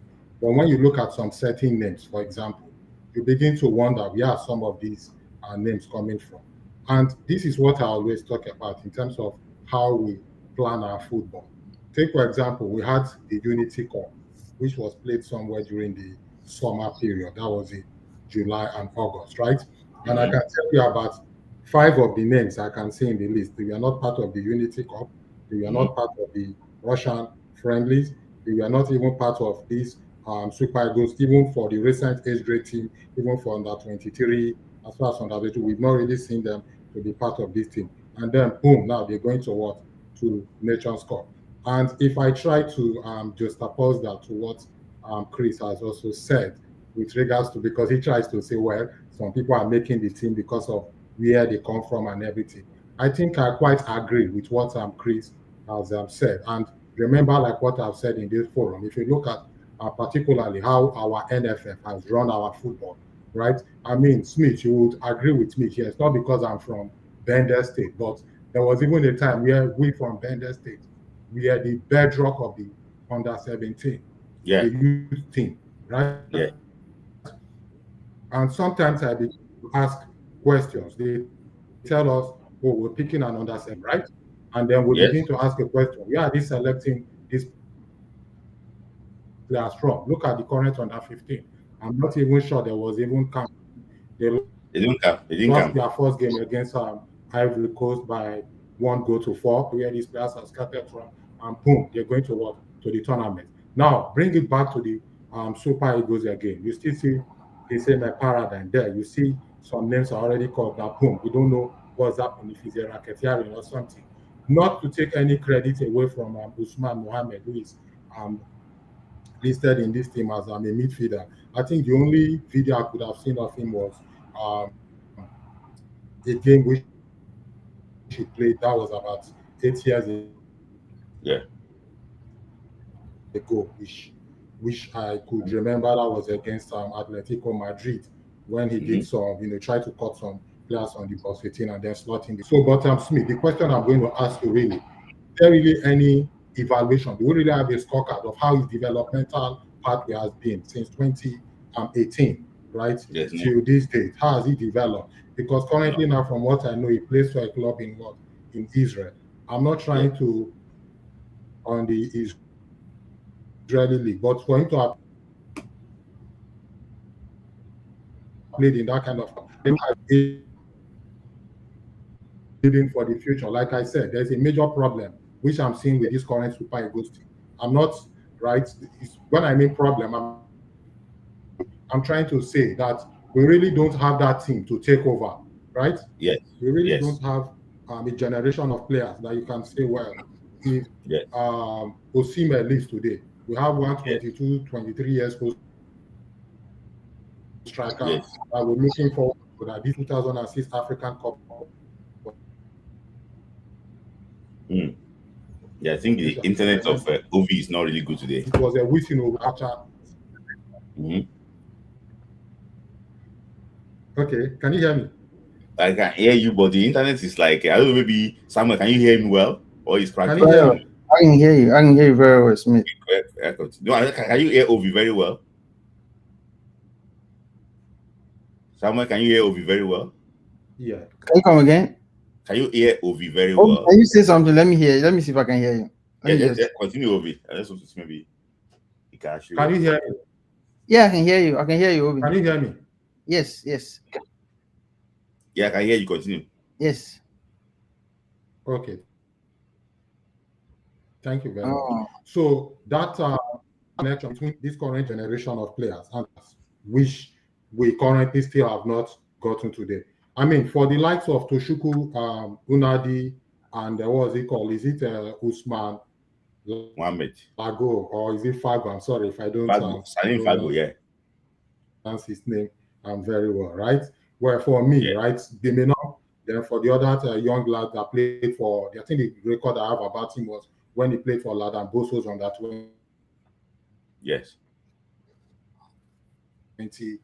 team, right? But he plays for a club in Croatia. He's really been in a competitive league. There is really nothing to evaluate. This is the level that is needed for the Super Eagles standard, or for the Super Eagles level. But if the whole idea is just to take him into the Nations Cup, so that he have the experience of what it is to train with the likes of Usyk, say fine, because I would really want to take it easy with those younger players whom probably we could give an excuse that they are still within their developmental stage of football.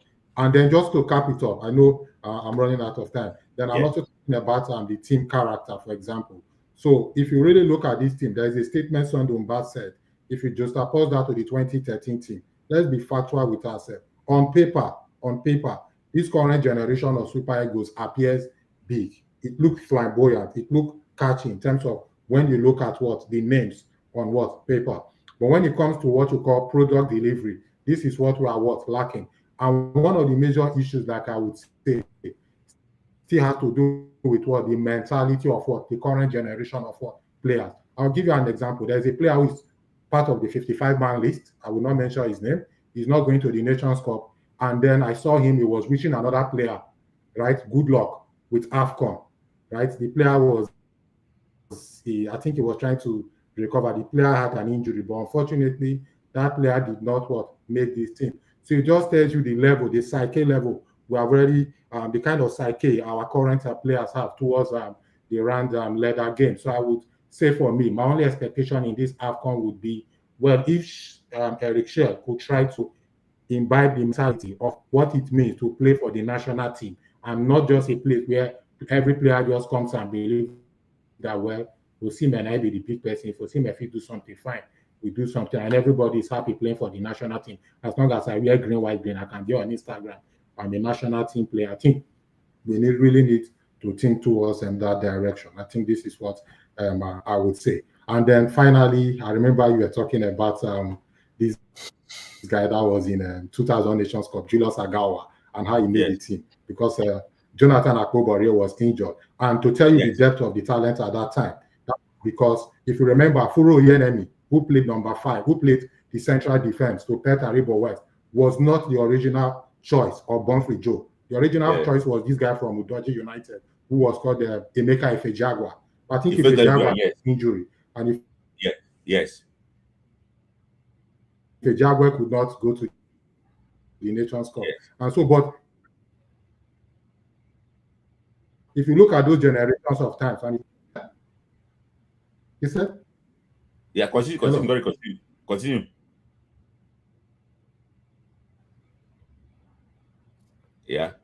OV.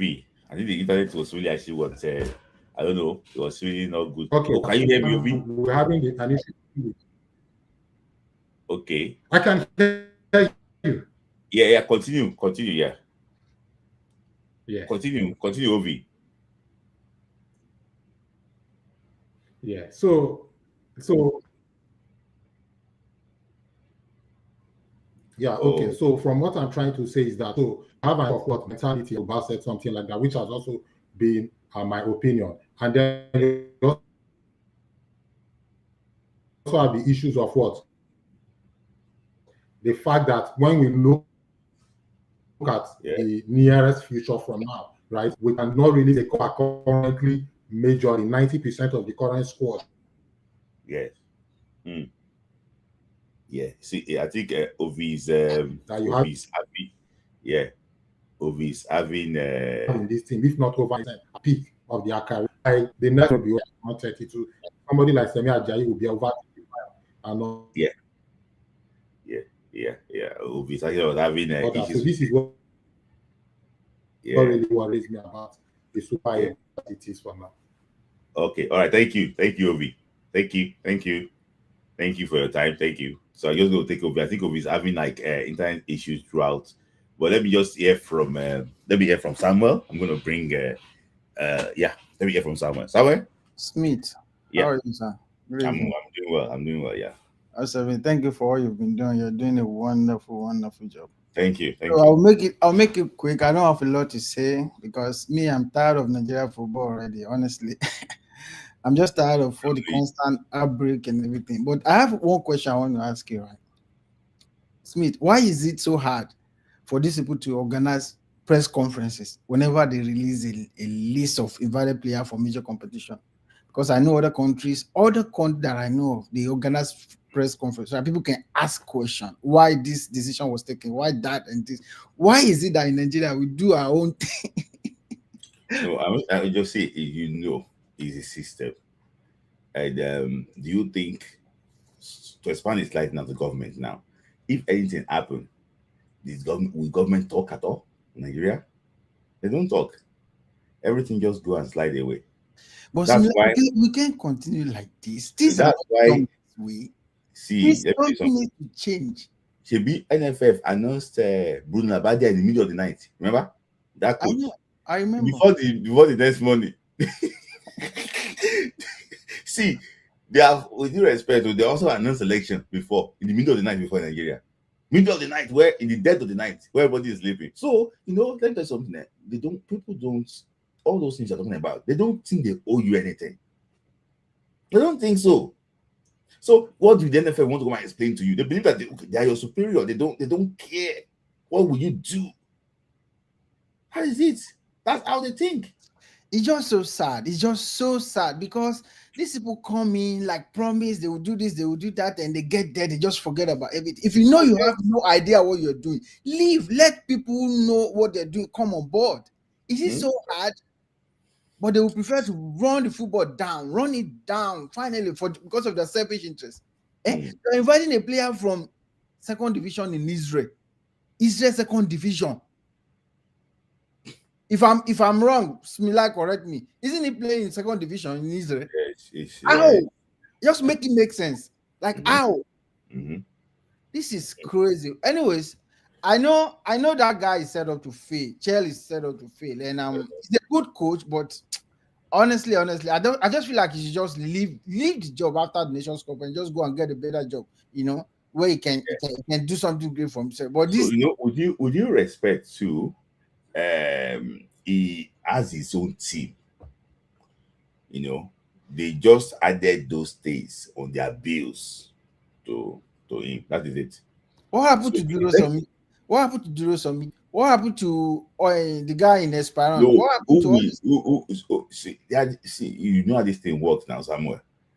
So the player they can finance, they can push there. Okay. I don't want to say some few things about how this thing actually works. So, but you know that this consultancy player, see, they do it everywhere. They do it in Ghana. They do it in Cameroon. Go and check the Cameroon list that Eto and Poku prepared. That was a rugby of a list. 2 separate lists. Yes. So see, this is Africa. Ghana sent a team to AFCON 2021. The guy, when they were playing AFCON, the guy was doing trial with Sporting Lisbon. They brought a player with injury just for him to go and collect a bonus. See, these people, they don't care. To be the same person that was in charge of Ghana then is now the CAF vice president. And you expect things to change. So the issue is that it's like thief collect and thief cash you, and that's all the whole team be. So see, now they have paid who they want to pay online. That online now spreading say post, even well-respected people post Usman Mohammed. Hey, he dribbled people in 8 years ago. Why can't we go and bingo Kocha that dribbled somebody 20 years ago too? It's so crazy. Nobody, see, let me tell you something. That's why God just gave this guy strength, Mobike, that is actually what trying to do all these things. I just pray for him that he sustains all these things because I'm happy. See, under Ibrahim Gusso, A care worker in the UK that is not playing football got invited to under 23. Under Ibrahim Gusso, he invited a Lebanese that is a student in Asia to come and play at 23. Go and check it down. There was a boy that is playing Division 5 in Portugal. The boy came to our 23 camp. So, my brother, what do you expect from him? The boy that is Lebanese that came, he had a big pack of injury on his leg. Because he cannot play football, but they want to present as if he's injured. So they just put one thing on his leg so he can say, he's injured. That's why he's not training. I just brought him there. See, these people are, my brother, we're in deep trouble. Nigeria football is fucked, to be honest. Under Ibrahim Gusso, the atrocity. Go and check the patterns of invitation to Nigerian 20 team under Ali Zubairu. Go and check. See, one particular academy in that Nigeria, their name starts with M. Like they're the one that owns that under 20. So, my brother, it is bad. Smith, what's the way forward? How do we change this? We can't continue like this. Let me tell you something. Because the only person, and I say it here, I can change it, is the GCF Arab. What is it called? But he doesn't like football now. He doesn't like it. He doesn't like football. He doesn't like sports. That is the problem. If he can call them, say, okay, guys, these guys didn't qualify for the last World Cup. What is happening? I want answers. If he can say that, my brother, okay, when House of Rep called NFF to come and defend something, you know who they sent? They called Ibrahim Gusso. Ibrahim Gusso went to go and send Ibrahim Sanusi to go and defend himself. They sent that guy away. We are not calling you. We are calling the other guy to come because Gusso cannot.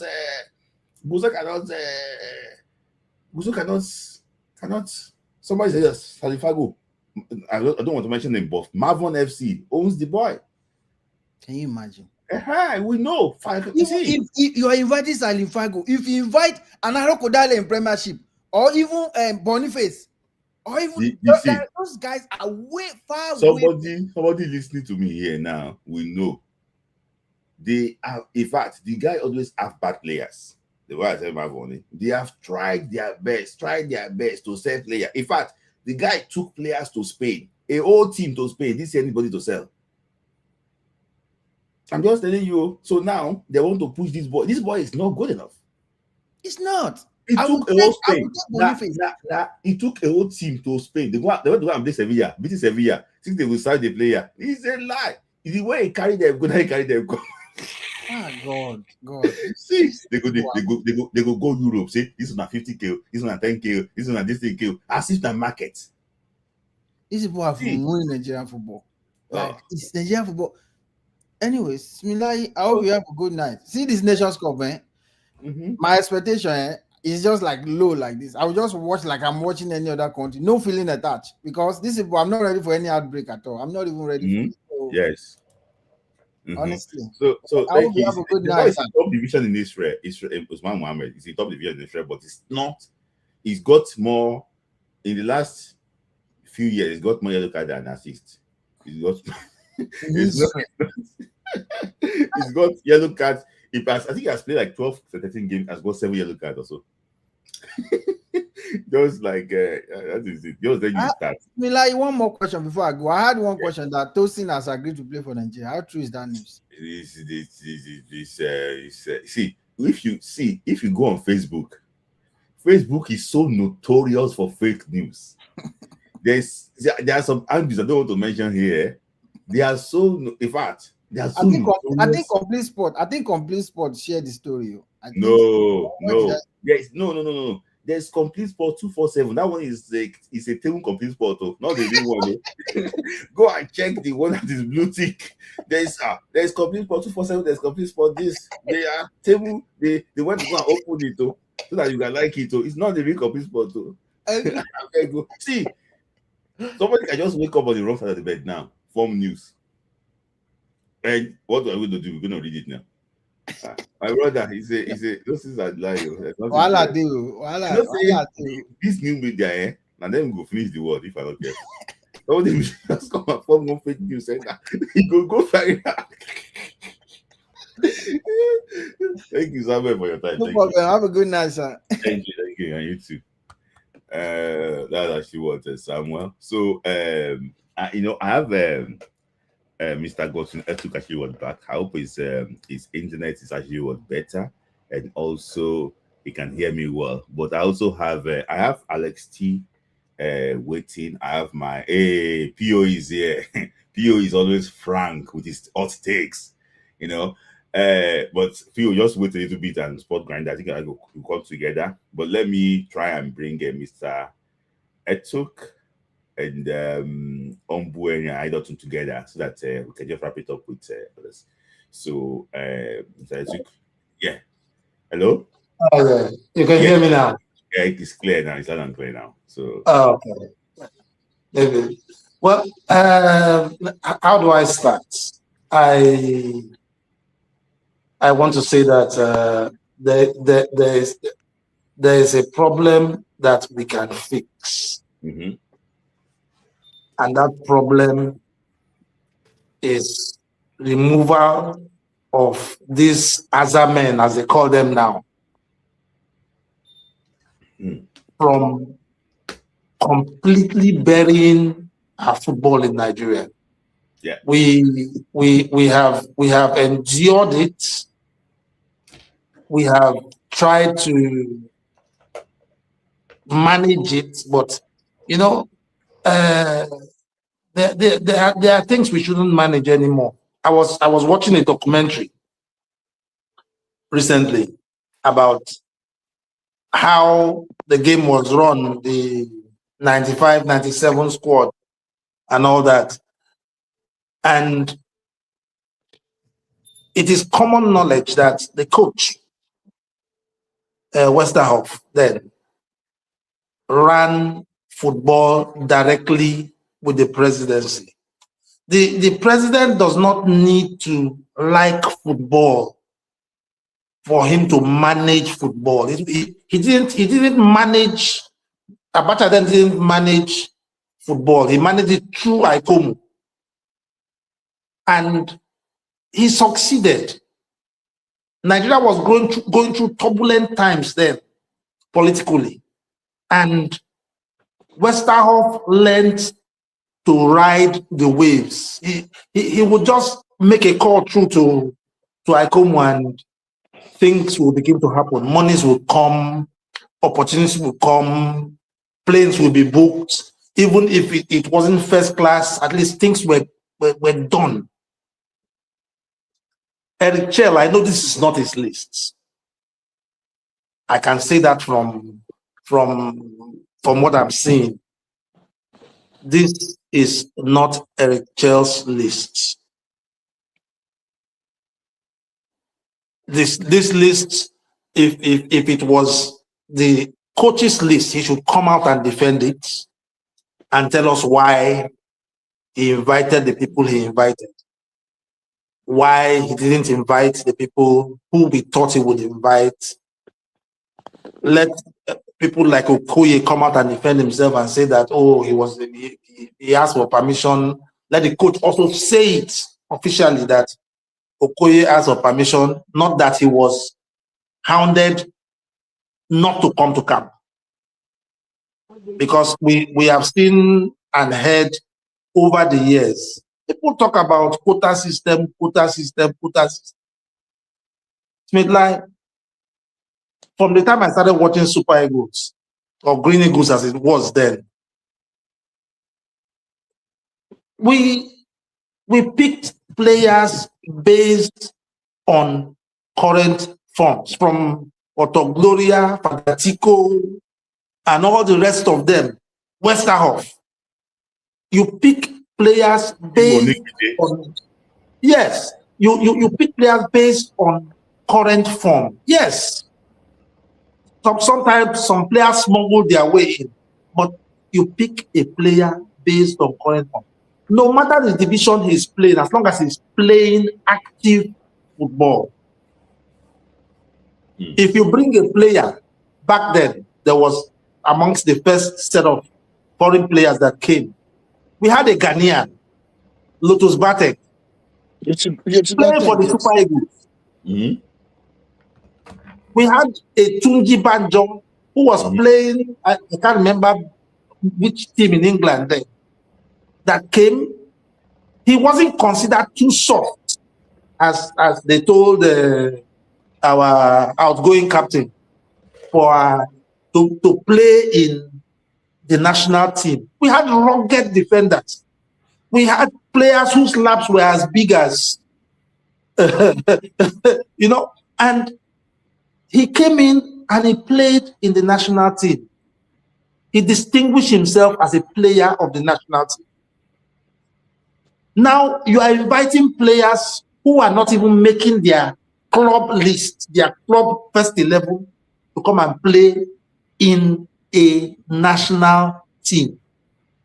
You are inviting players from leagues that are not better than Republic of Benin league, or because it's in one Croatia or one Azerbaijan or whatever, Israeli league. Look, we need to change these men who are. I saw a short snippet of Amadou Phoenix saying they give slots. So it was a slot. So I don't know whose slot those players are. They should check them. Smithlai, I think you will go out of your way and post that, what's it called? That petition. So that all of us can sign it and ensure that these people who are killing our football are run out of this place. We are a country. We have to wait until the last day given by, is it FIFA or CAF, to submit it, so that nobody will say, why did they put this one? Why did they put that one? Those days, once a team is called into camp, if they are in Nigeria, they play club sides during training. The club sides are invited in and they play club sides to see how good each of these players are before you go out to go and play Egypt or whoever it is they are planning to get now to play the national team. Play club sides. Sometimes it is by playing from these club sides that you discover players. We are shouting local league, local league. Bring your players home first before you take them out.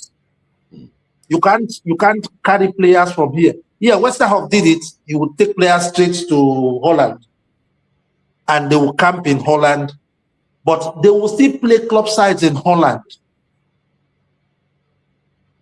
And you would see it from the reports you were getting that, oh, this player is not good enough. He will send him home. Sometimes if he doesn't send him home, he would now get a better club for that player so that that player will improve his talents. But it's not like that. You invite a player, I mean, those players, are they better than the ones that we dropped? The national team, I repeat it again, is not a rehabilitation camp. Thank you. It is for the best of the best of out of over 200 million Nigerians that we have both home and abroad. So when you pick a player, you know he's the best. Not somebody who is coming out of injury. Or else we should be inviting Olaino to come and sit on the bench.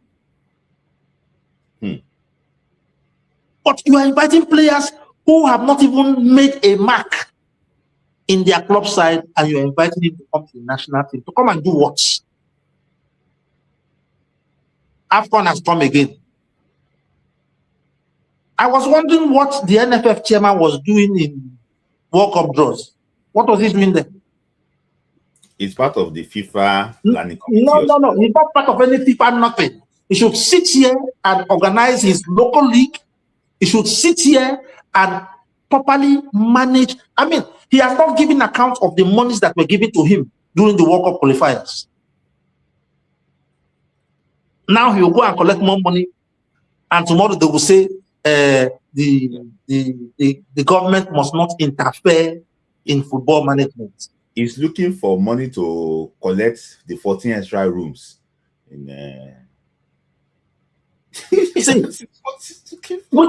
Which 14 extra rooms? Extra rooms for who? No, they gave them For 34. players? He want to collect the extra room and put some ghost there because because he said that he doesn't want people to Yes, buy it, so he want to collect it and pay for it. I am repeating, anybody that doesn't have any business in the national team should not go for the Nations Cup. But okay, I want to ask you a question. We need a physiotherapist. We need a psychologist. We need a doctor. So, apart from the technical coaching crew. Yeah. So okay. I want to ask a question because people have been talking about they brought this player in, they did this thing. There is always precedents to all these things too in the past. Anytime they ask a national team coach, maybe that's why I have issues with local coach. When they ask them to take charge, there's a way they do and they do things that favor them. Somebody said today, as is being said that he's an advocate of Nigerian football. When he was given the opportunity to coach national team, he went to go and call the players that play in his brother's academy, all those like Igbon. He went to he called them to come and play against Tanzania. Yes. In fact, there was a former Super Eagle player that I want to be coach. He want to be coach Super Eagle. I don't want to mention his name. He used to use left foot. People have been clamoring for him to coach the Super Eagles. When they wanted to announce him as the coach, then if you remember, he was close to being the coach. In fact, they even went to go and pay a newspaper in Nigeria to announce him. If you remember, NFF have not announced him. They want to go and pay a newspaper to tell you how desperate this person was. So during that time, somebody close to you was celebrating that our players with the Egypt go get Super Eagle call up now. So people push people that are there so that they can put their own there. So it's interest. Do you think that it's also Guso's interest to put his people there by himself? Say, okay, now they do them now. Let's do it. The point is, we've had NFA or NFF chairmen long before now. Mm-hmm. And what is their gain in failure? People like failure. See, people. No, I'm asking. I know why I'm asking. Some may like it. Maybe there's something they benefit. Okay. By failing. I want to ask but I can tell you. If we do this thing by quota system, we will not go anywhere. When football had a hub or hubs in Nigeria, you could say the western hub was Lagos. Yeah. The other hub in the west was Warri and Benin. Yes. Then we had the ABU Zaria hub called Kaduna. Yes. Which eventually became the Benue hub. Mm-hmm. Then we had other people like the Rangers and the Spartans of Owerri hub. Mm-hmm. Now, when you are picking a player from these hubs, you would know that it is the best players. You know them. Mm-hmm. You see them in the leagues every day. You know what each of these players can do. When you invite a Muda Lawal to the camp, you will know that he is not coming based on past antecedents. He's coming based on current form. These NFF chairmen and officials who think that they can do a lot of things and get away with it. Uh-huh. I am telling you, it has come to that time. Some people will go to jail. No. Let's be honest with ourselves. Some people will certainly go to jail. We think, this one has done it and gotten away with it. That one has done it and gotten away with it. That is how Nigeria is. Somebody will soon go to jail. Mm-hmm. They say every day is for the thief, one day is for the owner. Mm-hmm. These monies they've been collecting from FIFA, collecting from CAF, collecting from sponsors, both Chelsea sponsors and all of those people. One day, they will account for all of those monies. Yeah. Okay. People have used this. Amos Adamu did it, and his son is now somewhere. They planted the son. I don't know how good or bad the son is. Yeah. But the son is I think FIFA official, CAF official. Is the head of competition in CAF. Good. It is not a family thing, no. Mm-hmm. But we have turned it into a family thing. Okay, sorry. Before I actually let you go, I want to ask you a question.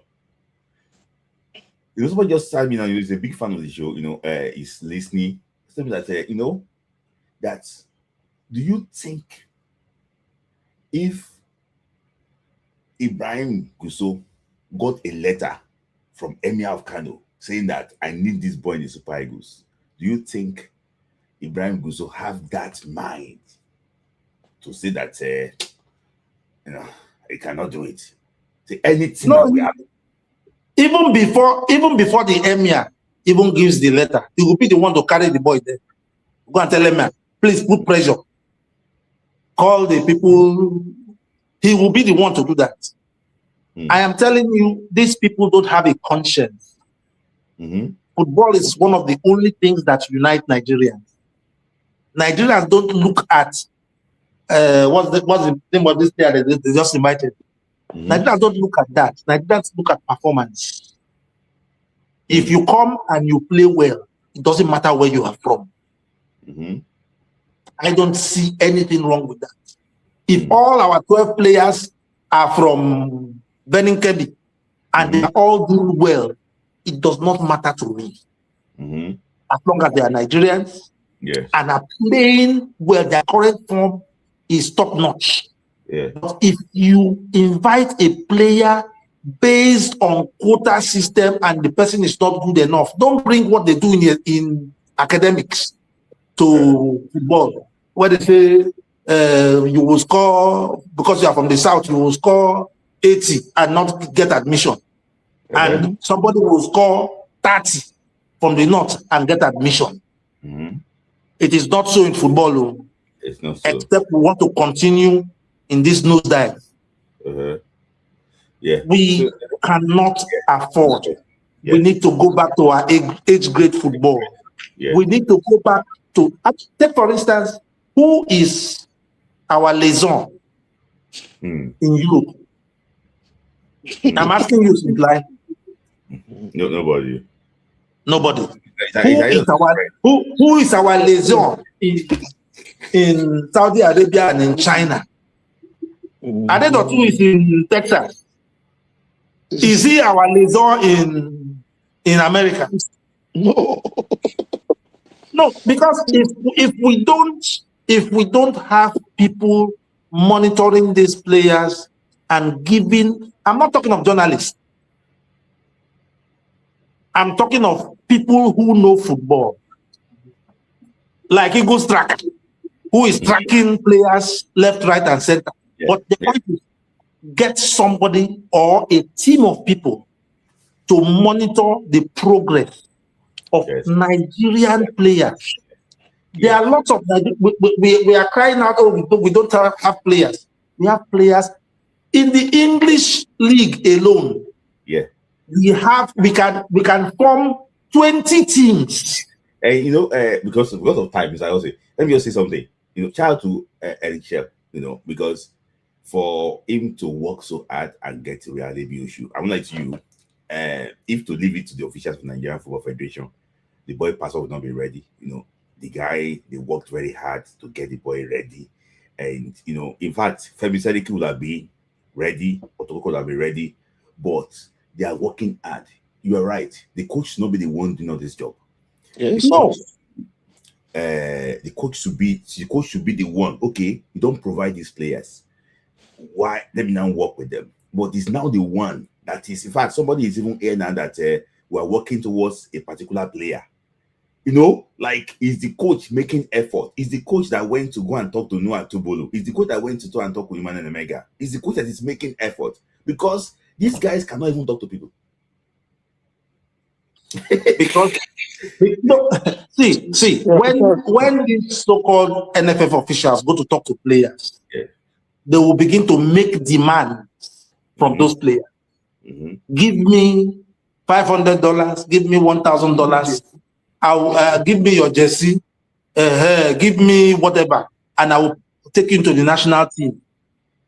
And some of them foolishly give these people money to come to the national team. And some of them are even invited and they come to camp. And some of them are even on the eventual lists. But some of these players are not even ready. Some of these players are not even playing for their clubs. They are just managing to stay afloat. One scout somewhere will now connect them with NFL official. And I mean, Coach Chell should be allowed to do his job. Yeah. No, thank you, Mr. Too. You know, because of time, you know, I really actually would appreciate you. I would have loved you to stay for 10 seconds. So. No, because of time, we actually was in that get team. You know, I know that you can actually we got to bring on Mwery and PO on, but smart guy and Alex T will be next after them. But do you want to tell him anything at all in 10 seconds? Yeah, thank you very much. Thank you very much, Smith. Thank you for me side too. Let me just say this real quick. Let me start from the Fargo and Mohamed Usman. 10 seconds. Smilai, me say too. You know how go. You from the north and Baba Otu from the north. Did anybody complain? No. When we had Abdul Sule, who later played for Stars, did anybody complain? Nobody. Ali Musambilu, did anybody complain? Nobody. Lawal, Sali Kaita. At a point in time, Musa was our best player. Did anybody complain? Nobody. People should see, we are not trying to be tribalistic here. We are not condemning the North. What we are saying is that players should be invited based on merit. Smilai, yes, Yoruba. He has condemned the invitation of Aro Kodare many times.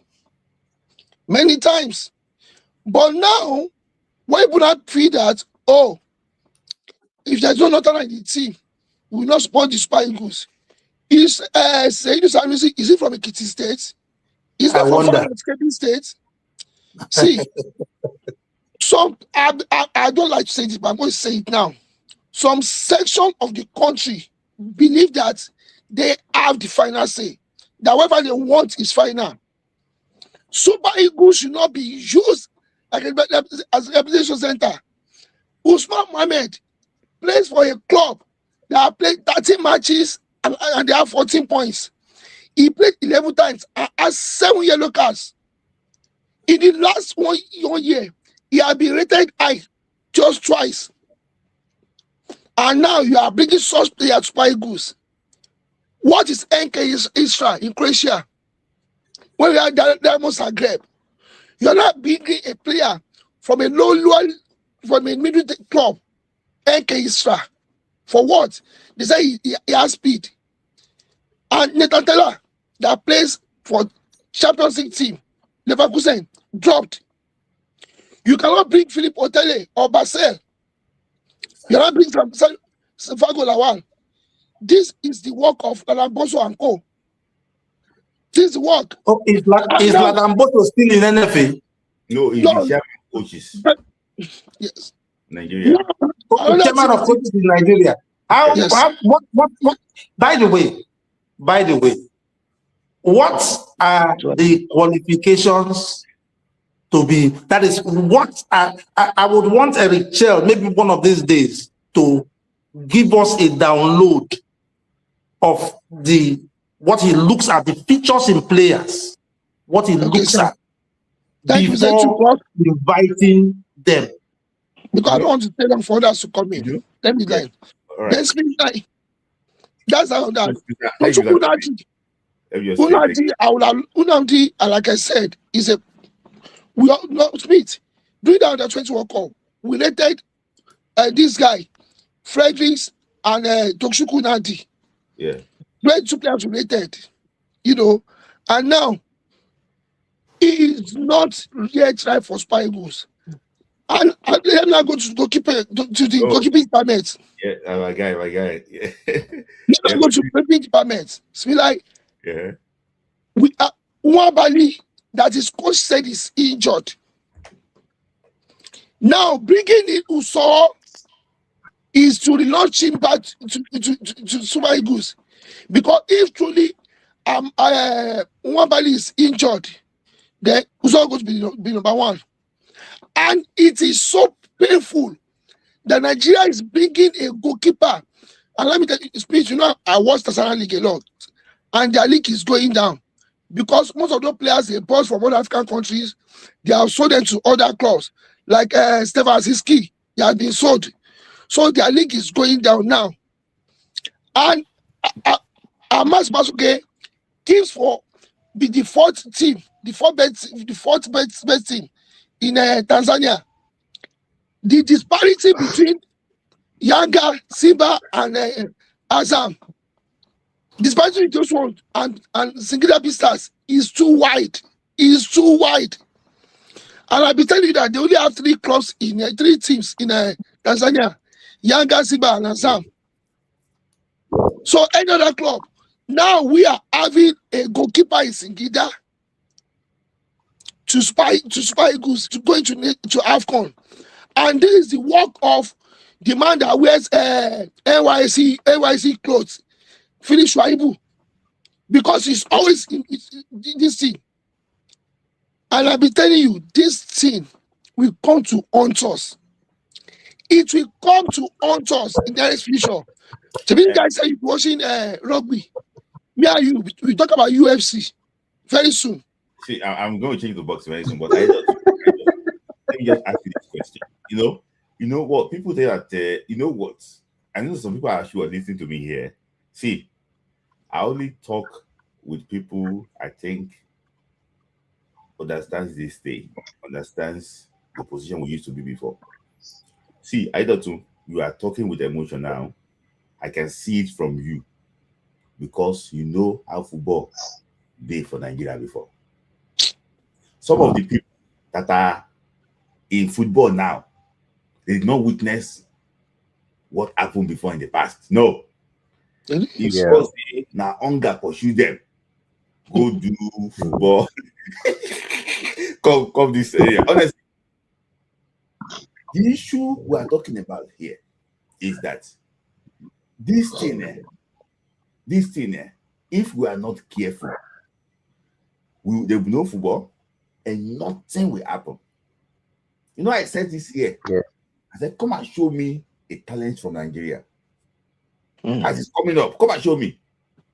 Out of the whole country from West Africa, it's only our player that like football. What's it called? I see Burkina Faso player joining Chelsea. Let's see. 117. Ivory Coast player joining Chelsea. He used to be Nigeria before. Imagine. He used to be Nigeria before. So I said that, come and show me. Come and show me.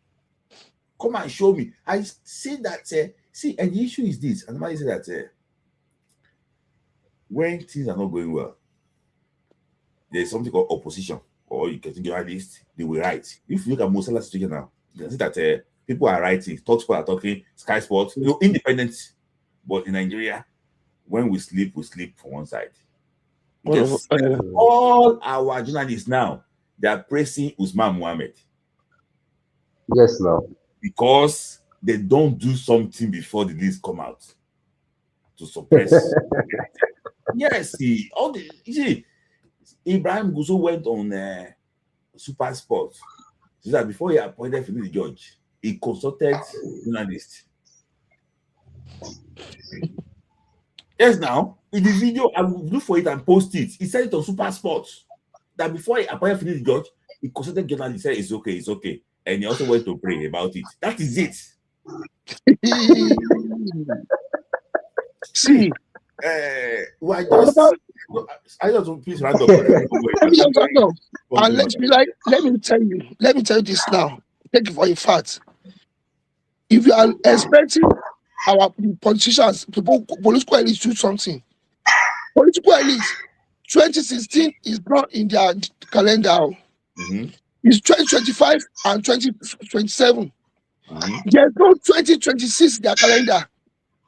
Thank God we are not going to the World Cup. So no more 2026 in their calendar.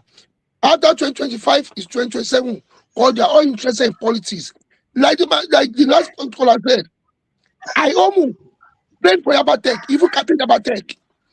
He loves sports. Now, the number 1, number 2, number 3, even number 4, they don't love sports.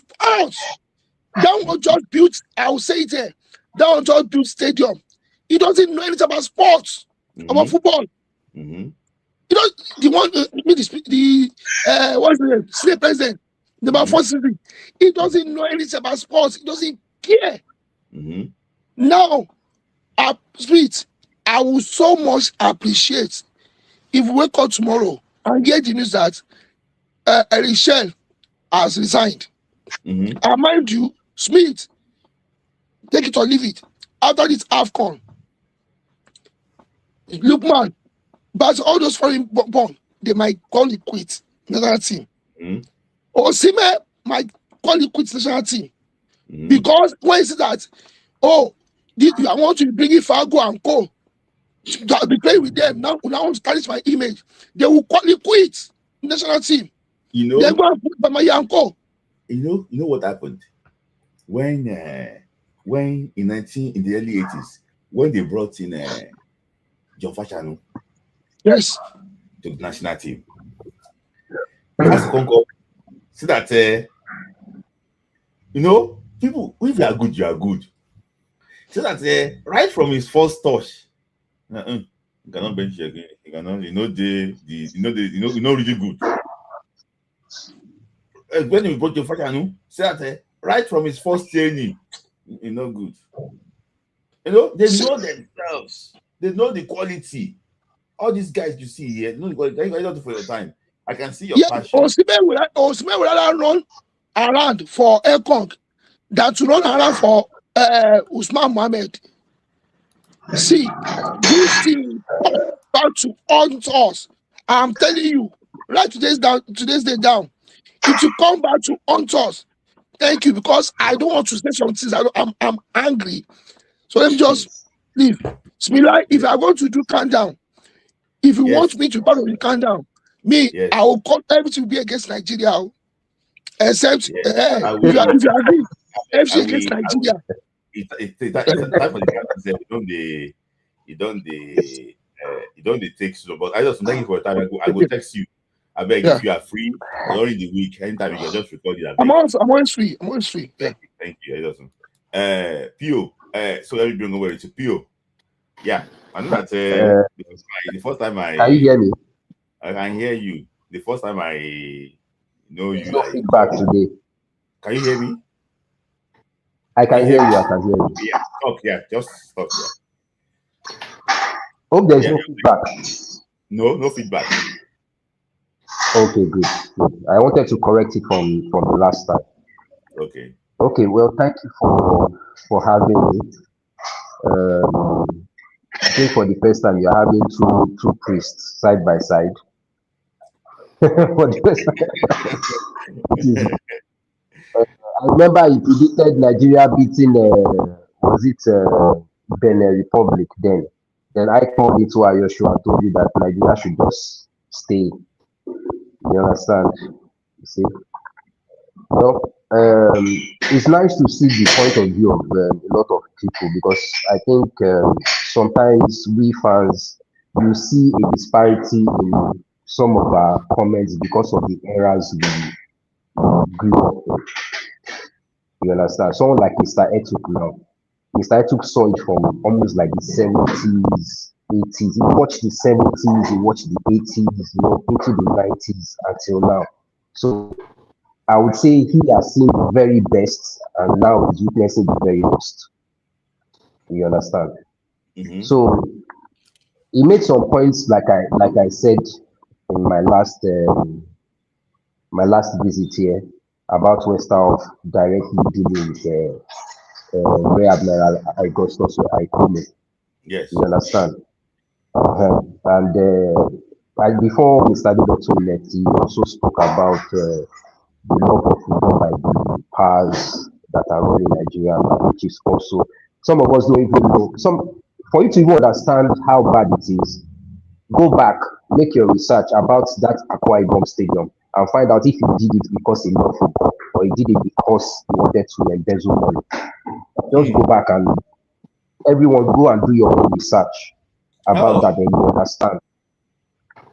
So do you understand? Let us not. Many of us pretend like we don't know the problem of Nigerian football. So sometimes I'm always curious when people are asking Smith, what is the way forward? You understand? That question, like, what is the way forward, is like all of us here, we don't know the problem. We are not asking Smith. Smith today is the one that should not be calculating the way forward. So sometimes I laugh when even you too, Smith, you'll be trying to suggest this. You know that all these things will not be possible, but you're just trying to suggest what you can. You know, some of the things that we are saying here, and I can tell you here, they are listening to some of it, they are taking it. I have to be honest with you. But I'm just saying that maybe you can implement it well. According to the list, immediately I saw if you look at the list, the way the list was structured, it starts with the goalkeepers. Immediately I read the first set of names as goalkeepers, I knew that Nigeria is fucked. Nigeria is done. As in, the last time I was here, I made a comment and said we need to brace ourselves. Some of us don't know how far we are falling or how deep we are still going to fall. Do you understand? Because if you look at the structure, the system of placing these people in power, for now there is no solution. Let us not pretend as if we can fix it. We are going to sign one petition. We are going to for now. We should just prepare for the pain. Brace yourself for the disaster that is coming. You understand? It's like a storm is coming, and everyone should just, you that can hold a pillar, hold the pillar. You that can hold a tree, hold a tree. You understand? There is no solution in sight. I will not. I'm the type of person I used to say that I'm a realist. I'm not going to try and sugarcoat anything for anybody. This is not about signing a petition, all those petitions, all those things in the system that Nigeria has built now. It will not work. The structure in which they elect this. Pio. The reason why I mentioned the petition was that I know that we have a very horrible system. What I'm just saying basically is that if people can because we're not doing anything, people should if somebody come across this petition and you realize that it's gathering momentum, like 1 million this thing, and that person will say that it's very powerful, can you say, maybe it's chasing cloud too. Let me just look at this thing and change these people's lives sometimes. See, my brother, just a sincere mind. When Nigeria was part, I know I said something, down in 93, Abacha called, said this thing is not doing well. It's just something. What is the problem? Everybody, don't talk. I want to hear from this man. And he asked West Ham to talk. So, just a single thing. It can be a temporary fix. You know that? It could be a temporary fix. I understand what you are saying, Smith. But you see, the problem is presently we don't have such people. Maybe you are not following the political terrain in Nigeria presently.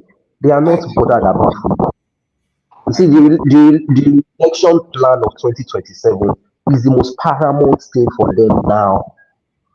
So there is nobody you can actually pinpoint from the number one citizen to the number two to the number three to the number four, even their deputies. There is nobody you can actually pinpoint to say, oh, this person, at least if this petition gets to its table.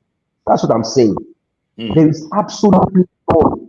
I'm saying Nigerians should just brace yourself.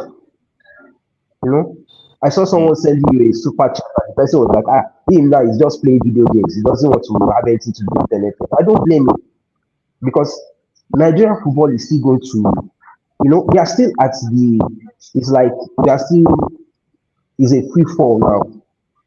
We are still going to hit to complete rock bottom. Do you understand? There is nothing coming, or there is no sign that says, you see, our football, we are still going to feel the effect of this damage. A very serious one. Because one, now, all our youth teams are gone. Out, taken out completely. You see, I watched this documentary on Elegbete TV. It was about this guy that just ended his color. What's his name? Yes. You see, I saw the progression in how the guy got to Inter, the academy. You understand? How he started from that little club in Moe Bafo. Do you understand? Academies are the ones making money from these players now, not even the clubs anymore. Some of us don't even know how damaged the football locally is. You see, Mr. Etuk made a point then when he was talking about bringing players from here, from there. He forgot to mention that then Nigerian football was like at the peak. Do you know how a derby between ICC and Rangers available? Do you know how highly that game was, how technical it was, how competitive it was? Do you know the kind of players that participated in such games? That's why sometimes I just laugh at, when you are maybe 30 downwards now, you try to talk about Nigerian football, I just smile and laugh. Yeah. Because they did not witness anything. Yeah, that's what I'm talking about. Majority of people now, they don't know. Don't watch Muda. For me, Muda Lawal is the most complete footballer Nigeria has ever produced. There is no footballer till date that I've watched that can match the all-roundness of Muda. Muda can play any position on the pitch and he plays to the letter perfectly. Even in 1975, he played as a striker. People don't even know this. Muda played as a striker and won the league as the highest goal scorer. Muda Lawa. So you see, when we try and diagnose Nigerian football and we don't have a proper historical background about how things are being done, how these people have damaged the football, how these people have connived with the media. Yeah. Some of us don't even know that these people have a lot of media houses, a lot of journalists, they work for the NFF. Yeah. Some of us don't even know this. Shout out to Kibaba. I brought in Kibaba to this live before, and he said something that in sports, the principle was that they should send them. They should not take anything from the NFF. But majority of them now, they are on private, on flights with NFF. What would they say? That's why I don't listen to them. Let me tell you something here. I don't know if you know Kayode Tijani. Yes. He's late now. Yes, he's late. Now, Kayode Tijani was my boss. I used to work for this company, Sports Focus International. Some of the things he told me, some of the things I'm privy to about the era of like the likes of Amos Adamo, and some of the things I know about Nigeria. That's why sometimes when all these things happen, I just laugh. I just smile because I know how dirty Nigerian football is. Right from time. It's not now. Some of us are like, how can this happen? He don't take. These things have been happening. He don't take. We've just been lucky to have this talent.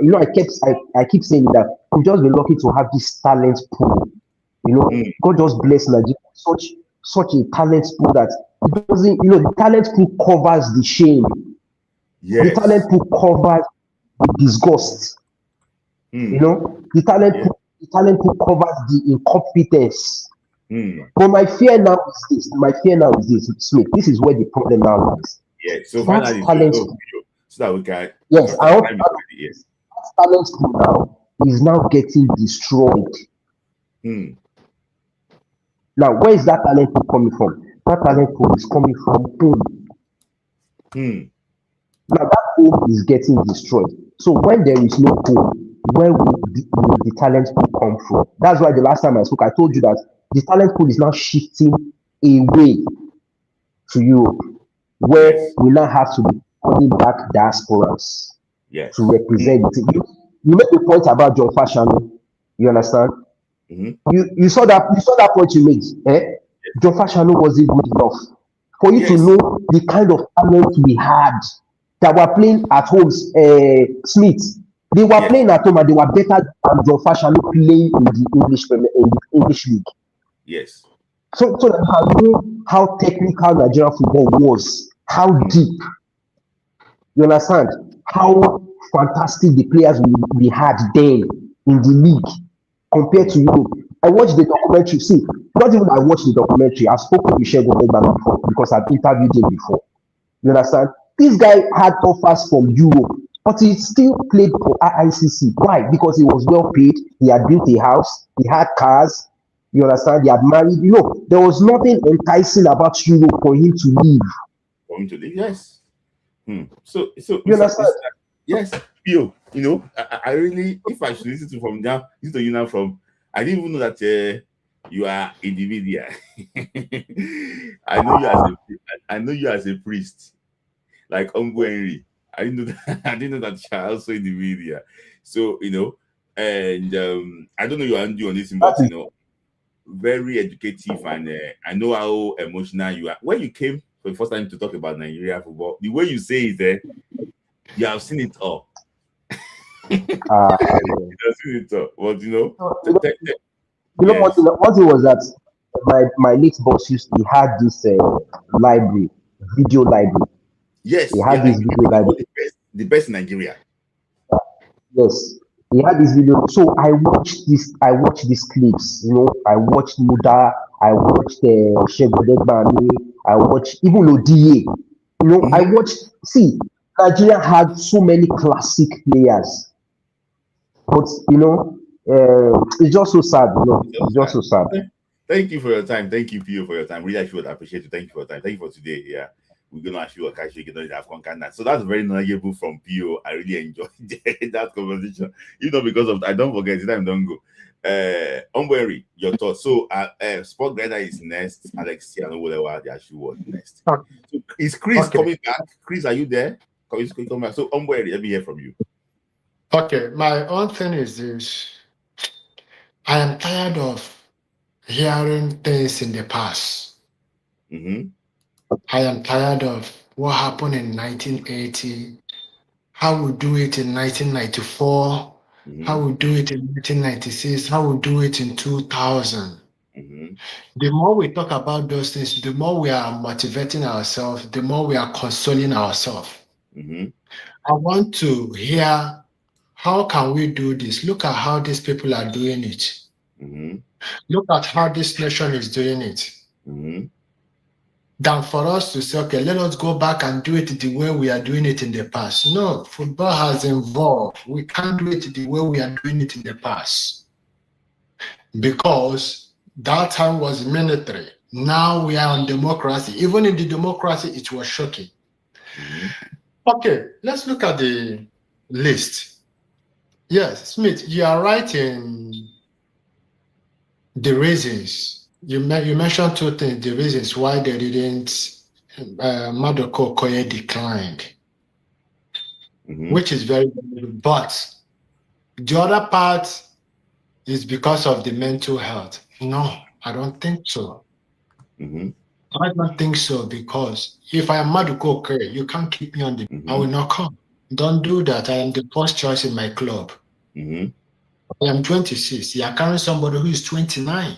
who is not even in the first floor, first four in South Africa. No, I will not come.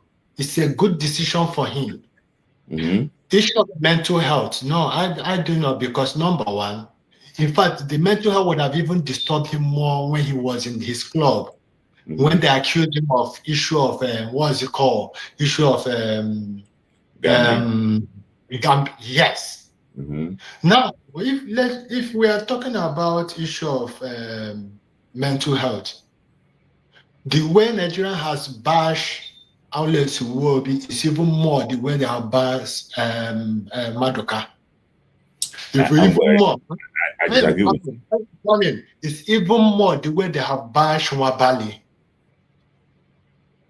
Let's look at Nwabali's own. The way they have bashed Nwabali is even more the way they have bashed Maduka. To understand that. No. I stop you there. No, can I tell you my reason? No. I don't agree with you. Okay, let me know. Tell me, let me know. And I will tell you the way I'm bringing Maduka and Nwabali, how they have bashed two of them online. Let's see who is the one that have taken more criticism. Go and check Odinagalo's video after the AFCON 2021. They sent death threats. How many people sent death threats to Nwabali? Nwabali. Okay, now. I'm coming. I'm just asking. Okay. I'm coming. You said they sent death threats to him, right? We didn't see it. Okay, threat. Okay, that was coming from Odinagalo. We knew that. Hold on. When Nwabali was doing those things, how was his teammate to him?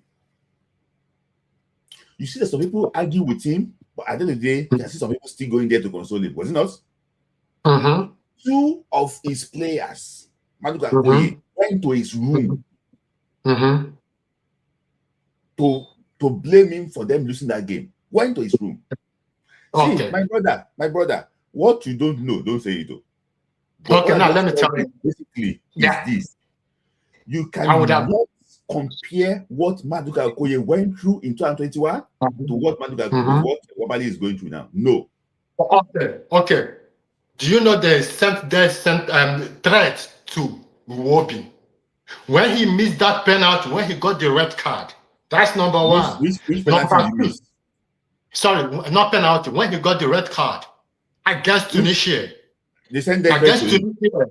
Did you say that? Yes. Yes, I have it. I had him himself. The only person that helped him out is his uncle. Let me finish now. No, see, let's be honest to ourselves. Very dark man thought about Nwabali. Very dark man. Bring the picture of Nwabali, go back and back to Nwabali. Did this send him a death? See, look at my own argument is this. Using mental health, using a threat, I disagree with that. But if you tell me that it's because of bench, I will agree. If you tell me it's because of bench and they have to bench me, and I'm the fourth keeper in my club, I will agree with that. But the issue of mental health, definitely, he has passed through that one. Why did I say issue of being on the bench? When you look at Maduka on the bench, look at the way he is. You will know that he's not happy that he's on the bench. He wants to play. If he has mental issue, he will not even accept the invitation. If he has mental issue, in that he would have declared, say, I am still treating myself. I don't want to play. Go and stay in Maduka's shoe and go and judge. Okay. Now, even if it is death threat, now let me say this one. He would have not even come to Enugu to stay with his people from Nigeria. So it should not come to stay. So because of that, yeah, it is a threat. Yes. You have to be able to see things not being black and white, see from the gray area too. Let me tell you something. I don't know how long you'll be following football. When the greatest betrayer Mm-hmm. you can suffer in football. Mm-hmm. It's when you make mistake Mm-hmm. and when your teammates too throw you under the bus. Who was the coach? Hold on, can't you even finish? When you're talking about Alex Iwobi, if you go and listen to his podcast, that he did in Africa, talking about mental health, see that Victor Osimhen came to him, say, this is what they're posting. Hope you're okay, Alex. That. Like we just say, come on, I'm okay. It happens in football. Things like that. It happens in football. That is the support you see from a teammate. Okay. So can I ask you a question? Okay, when your teammate now throws you under the bus, teammate doesn't give that support that you need. When the mistake is not even clearly your fault. Because there was a second friend in Didi that was dribbled before. That thing happened against Tunisia. And you had 40 big guys did not equalize. So at the end of the day, see, people respond to things differently. Okay. People, can I ask you? Okay. There's something they call PTSD. Some people's events can happen 10 years ago. They might still be suffering from PTSD. I know of somebody that nearly drowned swimming. And that person sees water is always scared of water. I'm just trying to tell you that you are not a doctor to diagnose him of mental health. And if he says that the issue is mental health, so be it. You cannot diagnose him, say he's not having mental health. If he says he's having mental health, and that is what is stopping him from being imposed, so be it. But I do not think so. That is what makes him not to come. You're not him. I am not him, but I do not. Why did I say I do not agree? I do not agree. No, it's not because of it. Because of what I have seen so far. I did not agree because number one, why did you then now invite you? You now come for the you are suffering from something now. You know there's something they call pain, intensity of pain. When they get too small, you know what you will feel. If I come preach you hard, you know exactly how you will feel. The way you explain your pain is different from the way I will explain my pain. Okay. Now you don't have you don't have the right to tell you that he's not having mental health. If he says he's having mental health. I have evidence to say that. I have evidence to say that. What are my evidence? Then why are they inviting you and you're coming? During the AFCON, you declined. You say you have a mental health. That is the question. They are inviting you on friendlies. You are coming. No. Let's think about this. They are inviting you on the friendly, and you are coming. And during the AFCON, you now give excuse of mental health. Therefore, you are not. No. Therefore, I will look at it. Okay. You came in during the I will say okay. You came in during the qualifying of the World Cup. Okay. They invited you. They bench you. Now during the AFCON, you now come and tell me mental health. Okay. It doesn't work. If you tell me, we have only 10 minutes to finish. It's okay. There's no conclusion about Maduka. The issue is that Maduka is not making the final 8-man list. And it's not because hold on. We only have 10 minutes, and I have to bring Simi Giwolewa and Alex T. It's not making the team. There have been rumors and counter rumors about the issues of mental health or him trying to stay slightly away from the national team. He's the one that knows exactly where the issue lies. So until he comes, no, you are not going to talk for now. I want to bring Sport Grinder. because I want to. It's been waiting just to. I'm still going to come back to you, but that is the issue now. Anything that we are saying after Henry, I disagree with that. I agree with it. So, Sport Grinder, your thoughts? Yeah, I disagree with it. Yes. Finally. All right, man. Don't worry. I thought, I'm going to bring you over yes, there. Your thoughts, yeah, yeah. yeah. I actually saw the list. I'm very disappointed. The list I actually drew out in my head, Yeah. and from what I've heard, it's quite different. Looking at the list, you can know that NFF brought some players, and Mm-hmm. Shell has 24 players in that Mm-hmm. team. He Yes. put 24. Yeah. The other ones are likely Mavlon players, and I agree with you. Mm-hmm.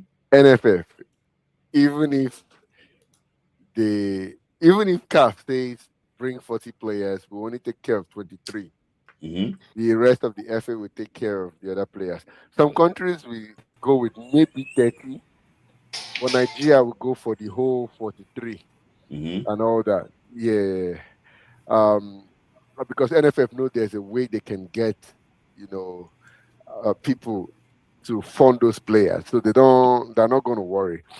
And it pains me that I keep hearing that name Mavlon, and I'm not going to, say whether they paid bribe or what, Yeah. Yeah. But Because we can't make any claims to because that. Yeah. yeah, I cannot make any claims. It's allegedly. Mm-hmm. But the thing is that why they allegedly do this, because you can see ties of those two players to them. But it's Mm-hmm. painful that there's one synonym between, like there's one constant with all our teams. Mavlon. You always hear the name, but why can't they? If they have this much pull and clout, if I'm the one that I have the ears of these guys, at least I want to get players with Sabi. You understand? Just try and get people that know how to play ball, rather Mm-hmm. than carrying this kind of players. There's one, like, I want to reduce the noise. That, yes, like, people have favors. It doesn't matter. Like, you can know Sheyi Tinubu today, and he will give you a contract over me that can do the work. Maybe I can do the work more than you. But because you can still do the work, people will not even worry. They'll be like, Amos Smithlai, still, his company is still reputable, but his company no reach like Sport Grinder company, but we'll go manage them. But Mm-hmm. when you cannot even do the work, that's when there's problem. That's the issue I have with Mavlon and all these academies and agents that have the ears of NFF. You Mm-hmm. know you have the advantage. At Mm-hmm. least carry people that are sabi.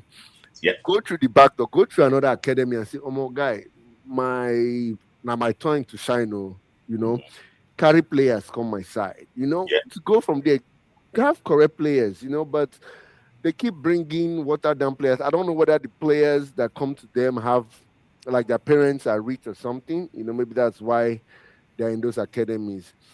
But even if they want to go quota self, let's say they want to do like for likes, Fago for Sadiq, Usman for this guy, for Al Hassan Yusuf. There's Yeah. Adamu Mukta that is doing very well. He's a Northerner. He's one Mm-hmm. of the good midfielders. Why can't they go for that guy?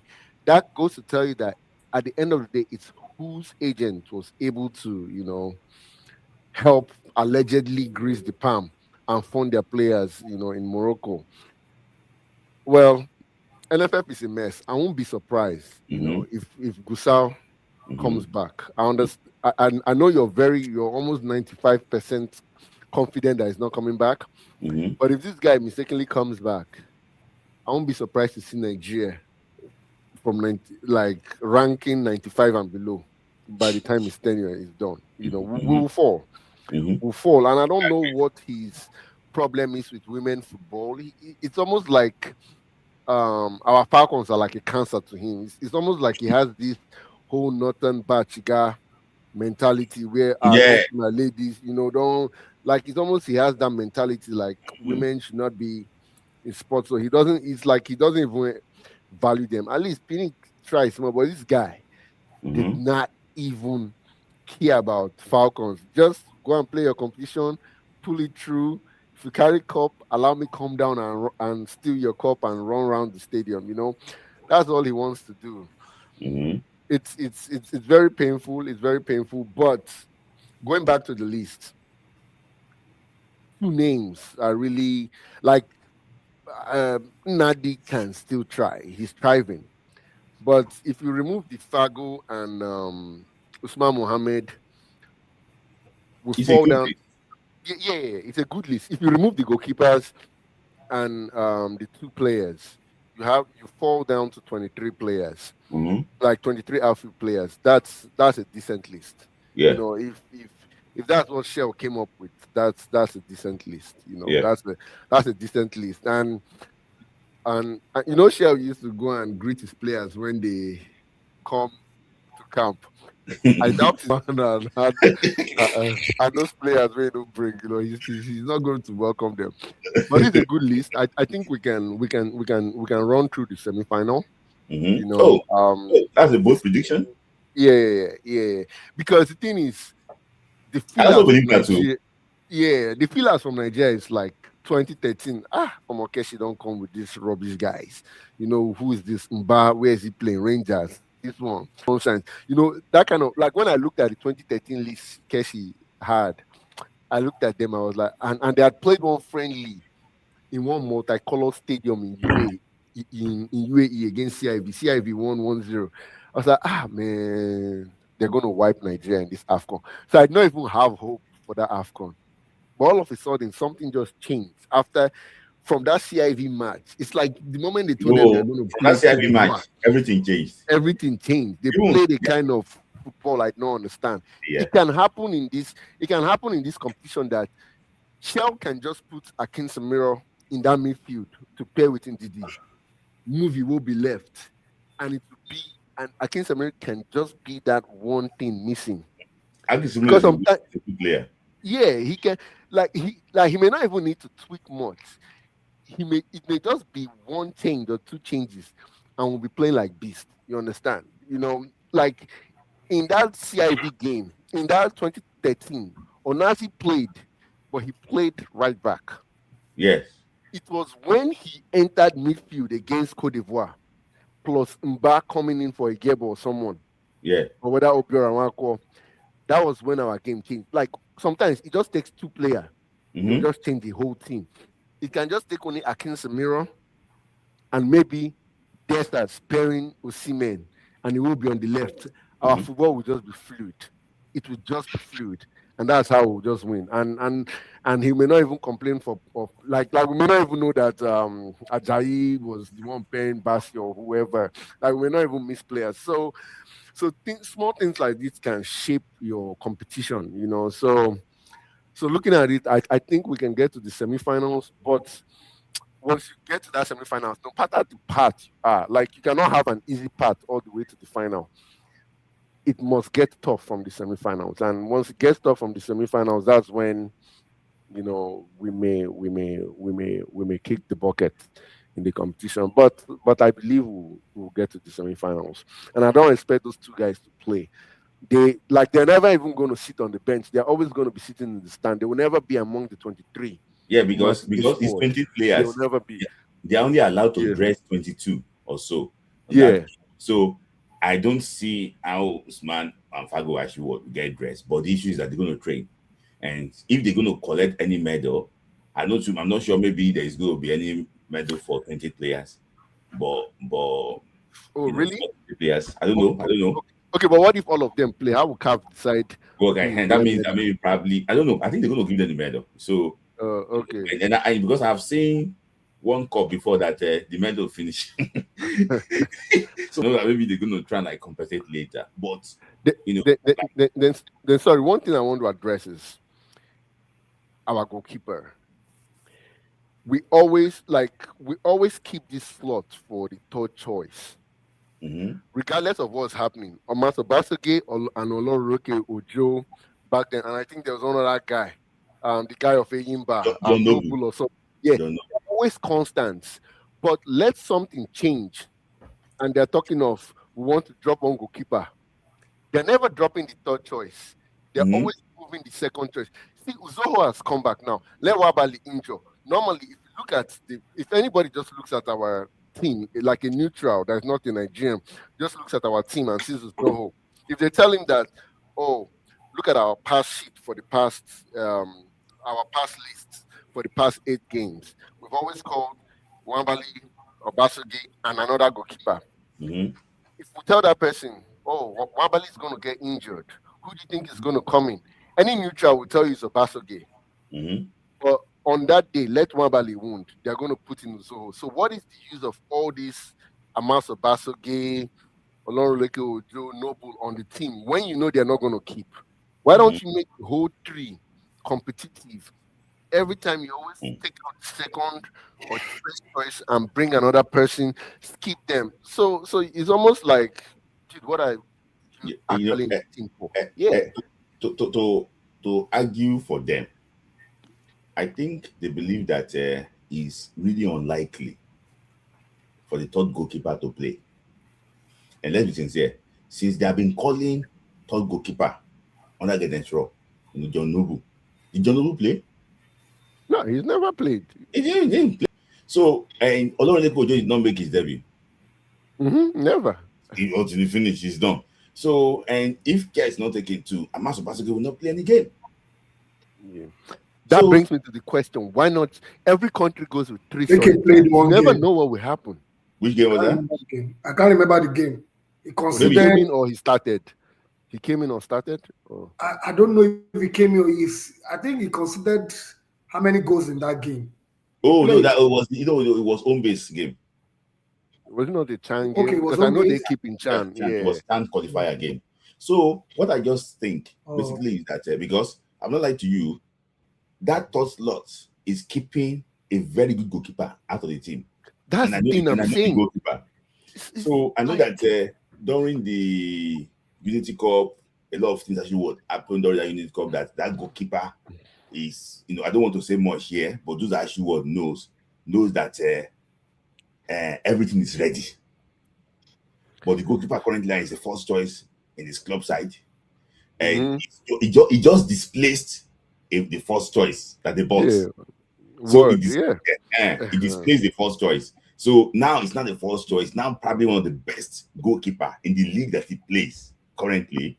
So the good thing is that I think it's going to be available in March. And it's going to be available for the next AFCON in Tanzania, because that AFCON in Tanzania is in June 2027. So for but me, we actually have to change this rule. Like we actually have to change it. If not, they don't want to spend ticket money on three goalkeepers. I understand from that angle. They just for example, now Olorunleke Ojo will just travel down from Aba to Uyo. That is all. I know that from the financial parts, you don't want to have those ones, but you never know now. You never know. So I don't find out what from you, Spokane.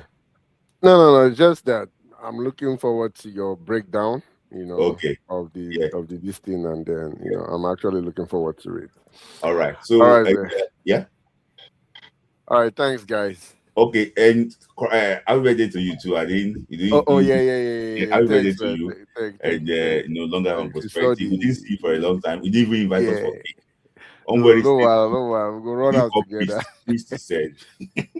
All right, thank you, Spogan, for your time. Thank you. All right, take care, guys. Yeah.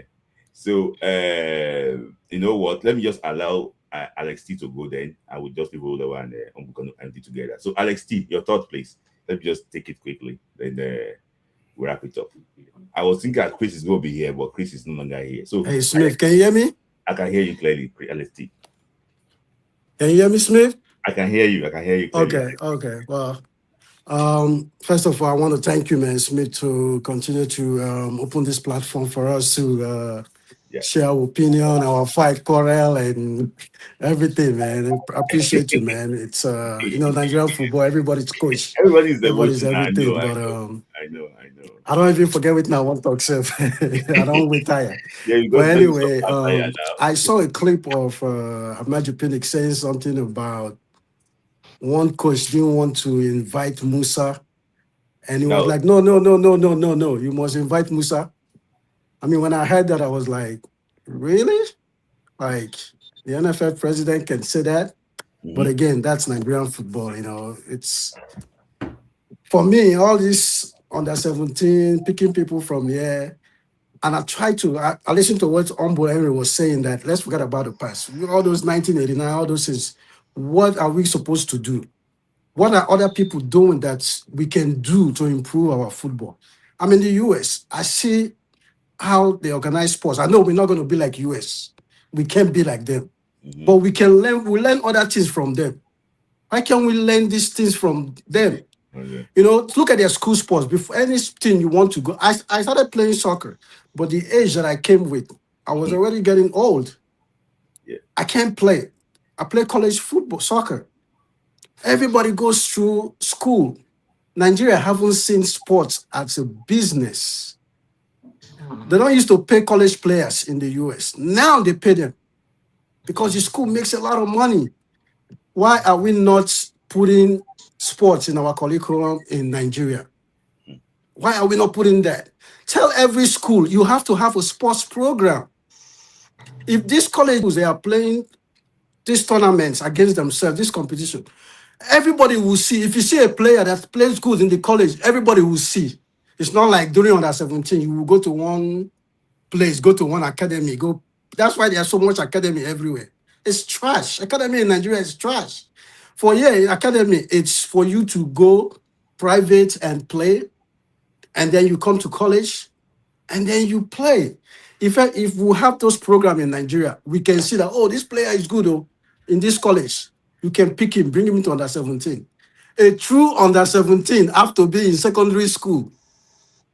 If you're a truly 17 years old, you should be in secondary school. Maybe sometimes somebody have a special talent that, okay, the person doesn't like school.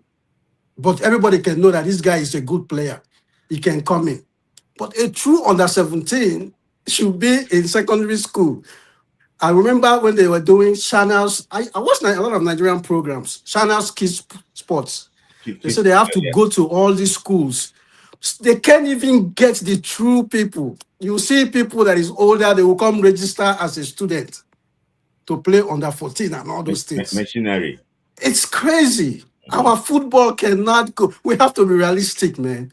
Our football cannot go further. If you like, bring the old footballer. Most of these are our old footballers. They promote sporting bets and all those things there. You cannot make it if you don't change it. The same people recycle people all the time. You bring, I bet you put it will go bring his person. This person will go bring his person. Look, like Ombu Smith said, forget about the past. Copy what other people are doing that we are not doing. Copy those things. We might not get it right, but we can do better if we just copy those things. Yeah. This list they are saying, most of those players will not play. We know they're not going to play. Most of them will not play. They will just come and sit in the bench. Nigerian coaches don't take the risk. Stephen Keshi is one of the coaches that I knew took risk. He put Yobo on the bench. He played Obabuna. Who is Obabuna at that time? He was playing local league. Obabuna and he played. Eric Shell tried. He bring, what is this guy name that get injured? This defender. Edix. If he didn't allow you to play and say, hey, he's still a young boy, he's still a young boy, the boy will not have, show his talent. Our coaches will bring players, put them on the bench. They will bring Teller in friendly match and put him on the bench for the whole game. They will play 2 games. Teller will not play any game.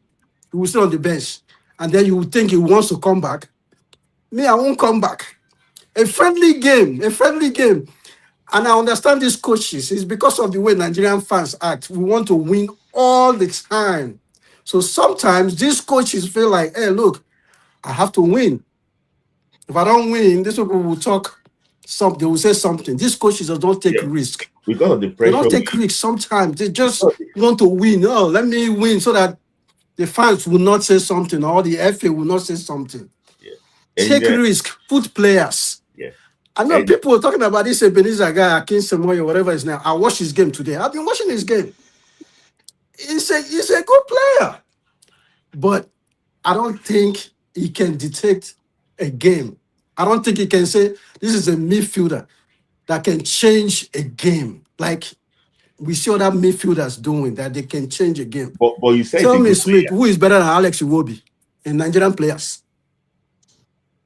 Who do you think is better than Alex Iwobi? He's not the best, but who is better than him? Bassi is a great access to Nigerian team. People don't even know how good Bassi is. Bassi can go toe-to-toe with any striker right now in the world. He's physical. He can play African football. He's bossy.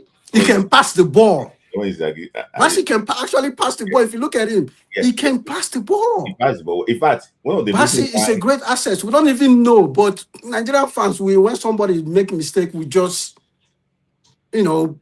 talk. Some people will not even know football. All these bloggers that they will start talking about football, they don't even know football. And these players sometimes, they are humans. They make mistake. We need to change how the way we do things. We need to copy what other people are doing, so that we can learn. We might not get it perfect, but copy those things. So forget about this. Bring back school sports. Bring back all this. Put sports into our school. It's a business. Sports business. Colleges here make money. They make crazy money. But in Nigeria, how many colleges will get field to do sports? Sorry, Alex T. But hey, I don't want to take everybody's time, man. Thank you, man. Thank you for continuing to back it up. create this platform for us. Yeah. All right. Thank you, Alex T. Thank you for your time. So, just to back what Alex T actually was said, that late to the party, but more power, but more power, bro. Very true. The college system, sports system, is like that to success in the pro level, and it benefited Nigeria. Unlike to you, because they're looking at those guys that play for Nigeria on the Randy Wardrobe. They actually work the college system. So we can actually adopt that too. But the problem is that the model in Nigeria is what I don't understand. Sometimes when you are doing projects, you have to consider the culture and the ethics of everything. How will it work in this system? The reason why we keep on referring to the past is because I believe that even with this current system, if we are disciplined, we get things out of the current system. But the issue is that we are not disciplined. If there's somebody watching us, say, do this. This current system, we still actually want to work.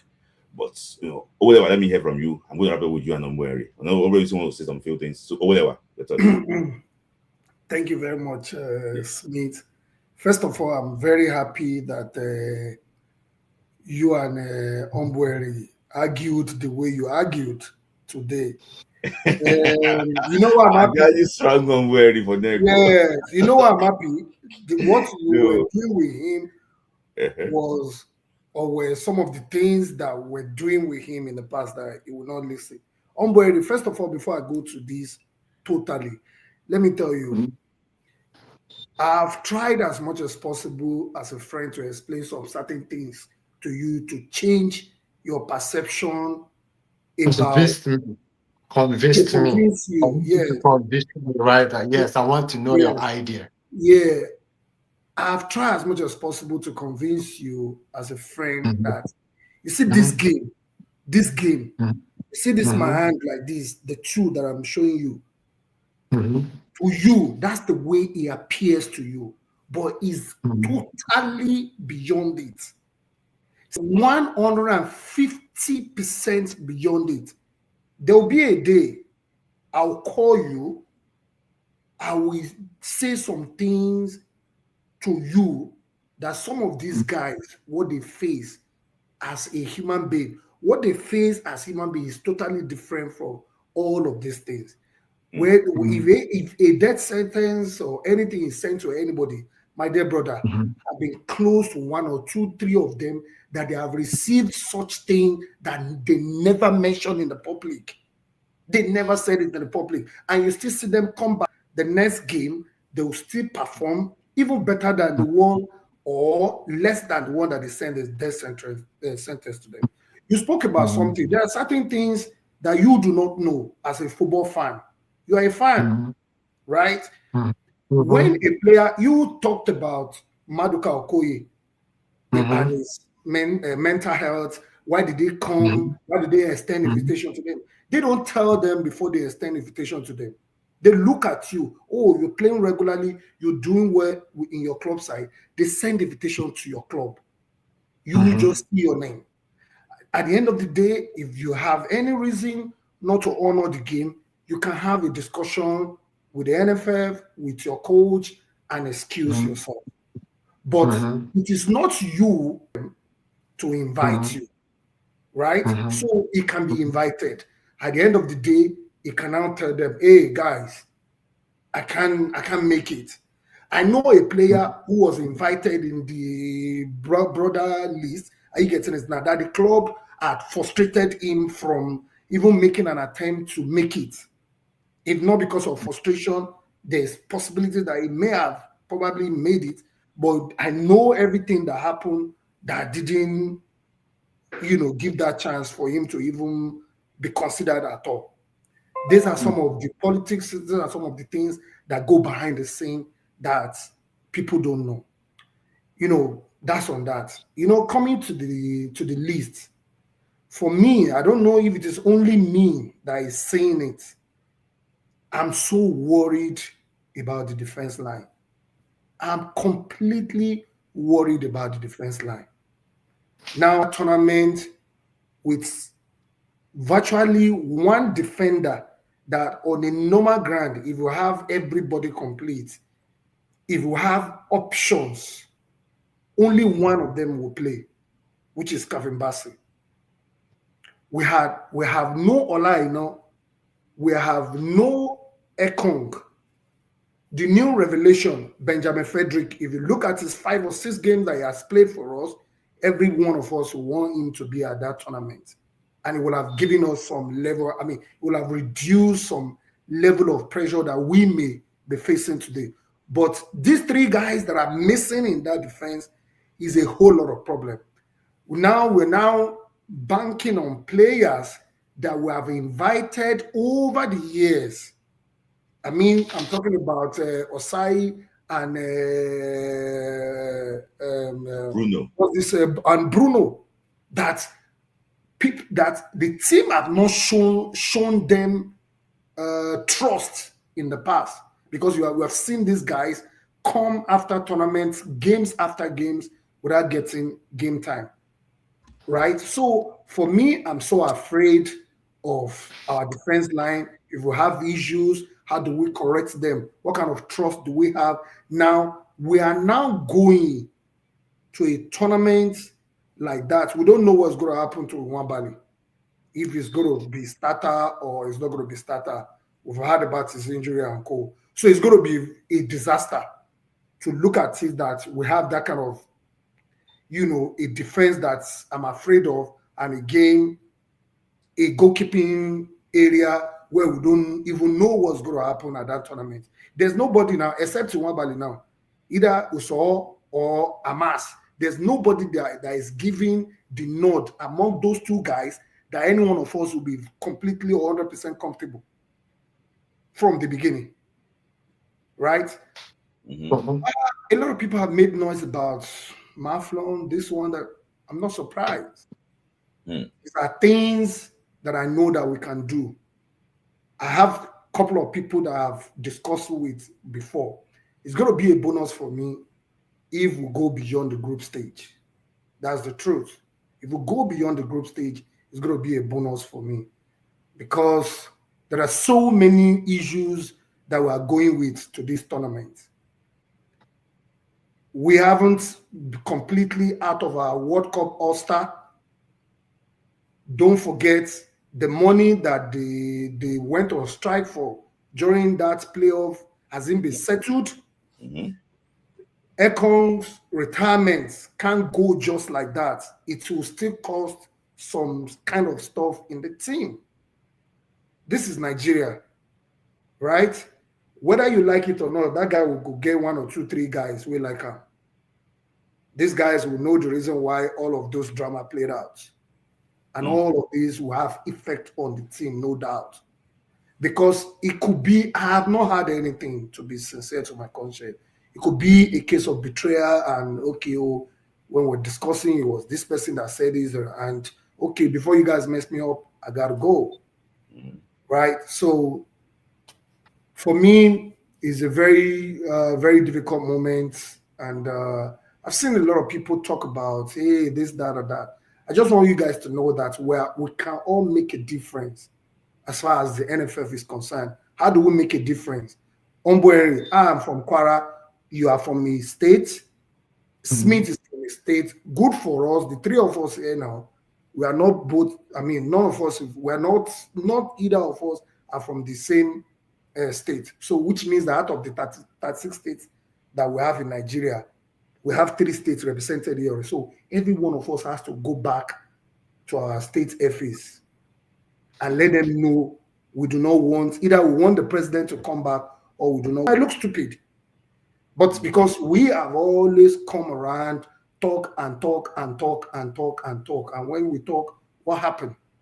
The last time maybe it was on your live or this, when we're talking about this issue of a construction of pitch. What did I tell you guys? What happened after that? All this petition and co. I have told Smith Lai, but Smith Lai won't hear me. All those things are jokes. 100% jokes. See, let me tell you something.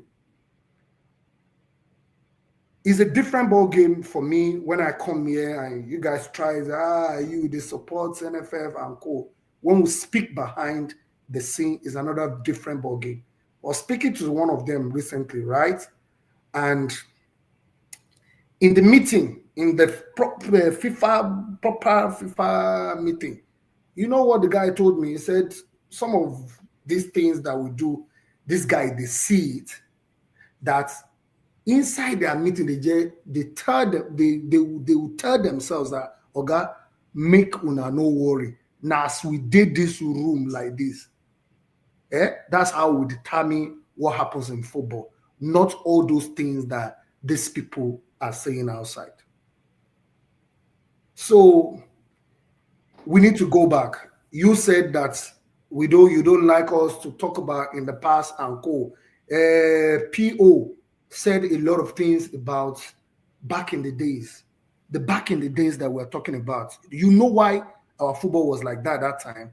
We have a lot of private investors. Julius Berger, BBC, Leventis, Abiola Babes, what's this? So many of them like that. Nwayawu National, all of them like that. These people are passionate people. First Bank, Union Bank, even though those banks were just, they are not even far. But these people... We also have journalists that said the truth. Yeah. That time. Continue. Yeah. See, let me tell you something. You see that one where you talk about? You see that one where you talk? Go and find out you are in the US. Take my name down. Said that somebody, I'm coming now. Wait now.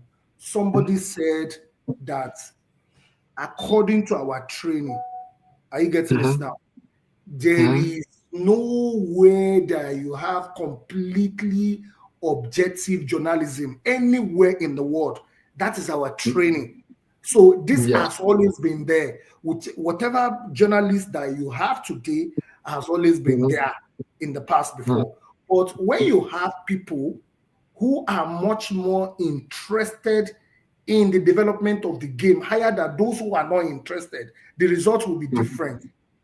Those we have are the ones that are only talking about what the game will just bring to their pocket, not what they can bring to the game. In the past, we have people who wants to bring things to the game. That is why you have seen in a popular documentary around that Abiola, as rich as he is, drove a bus of his players. Right? People that can bring something to the sport, not what the sport will bring to their pockets. Whatever. Just let me add some few things before we got already out of shoot, but I want everybody to also talk. Let me just add some few things. You mentioned the issue about petition. See, currently now, you are from Kwara, Ombori is from Abia State, and from Ekiti State. You know that we should go and do well. See, we know that even if the petition is not going, but it's a platform that is using for the petition. This is where we can go and voice our anger that we are not happy with the way things are going. And I said something a little bit we have joined then, that you never know. Somebody very powerful, somebody that people can listen to, can see these things. About 1 million people sign this thing. It must be serious. So, and just realize that, okay, let me do what to help. It can happen. See, when the whole thing was going sideways, I mentioned this thing before. Goodluck Jonathan stepped in. It's not as if he's a sport person. But because the whole thing after and then World Cup, the whole thing was just going sideways. I mean, we won the AFCON in 2013. We went local. It's at least it worked sometimes. We went local, but after that, it wasn't sustainable. It wasn't sustainable because at the end of the day, we even won the 17 World Cup in 2013 and 2015. So in 1993, you also see, I know that it's military, but in 1984, when Buhari took over, and they were doing rabbi in the NFF, he called them, what are they doing this thing? That was how Odigbide got the job. You know, we just need somebody to hear our cry. We just need somebody to hear our cry. Like anybody, it costs 1 minute to sign a petition. There's about 50,000 signatures here now. We don't know, maybe it's going to reach 1 million. Like, if anybody that is viable and sees this thing, it can help. Movement can start from there. Things can change from there. So that's why I'm posting it and I'm encouraging people here to sign it. It costs nothing. Let them sign it. We can see lights at the end of the tunnel. We might be difficult. It might say it does not. But it can, we can just get it just to vest our anger. The best I can say, the only way I can sign that petition for you is to wish you the best of luck.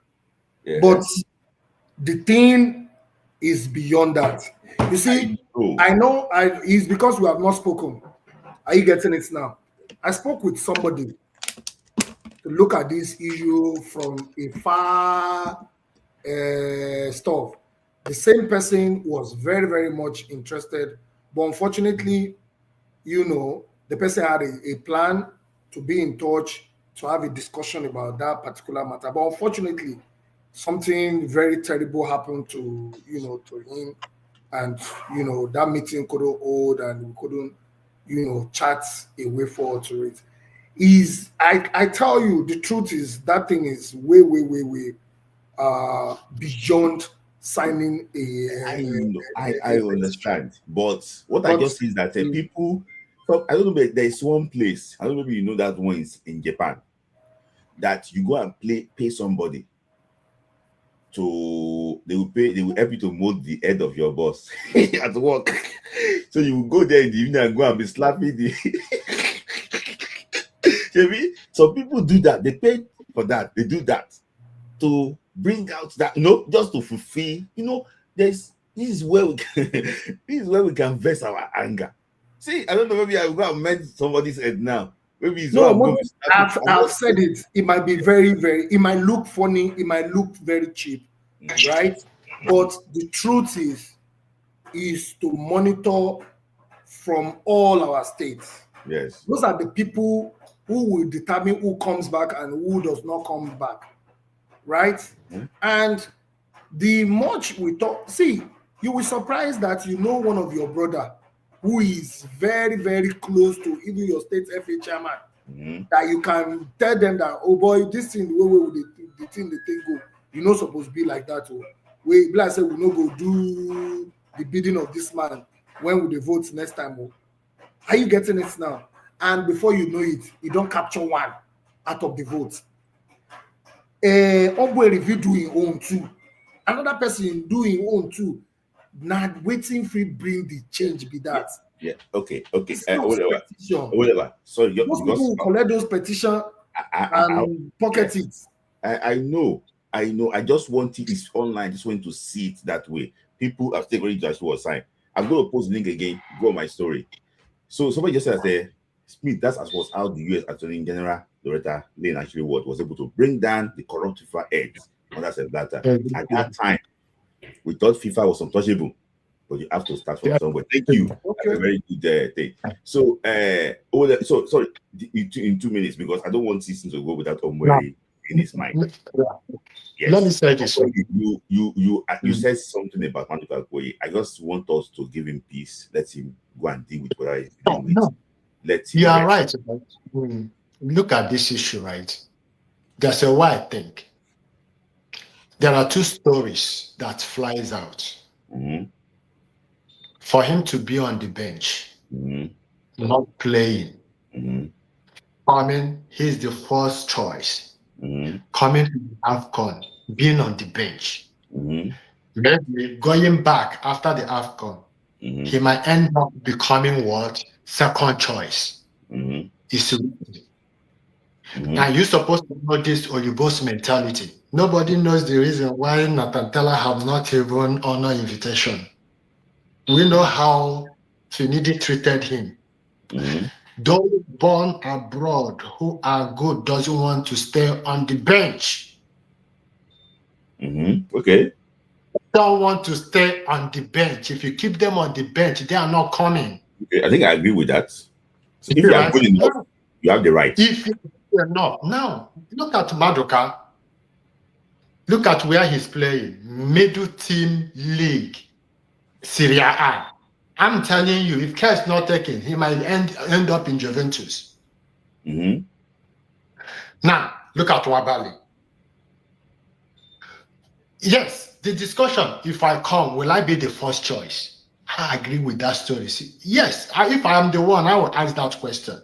Now, whoever that tell you this story of mental health, look at the way I think about it. It might be true, it might not be true, but look at my idea. This thing happened, I think, 2021. Okay. He did not play for Nigeria. Along the line, they beg him. The next coach come, Erichel came. Who begged him? Definitely for them to call him back, he declined. There are some calls that they call him, he declined. I think if you look at yes, now when this man came, Erichel came, he came back.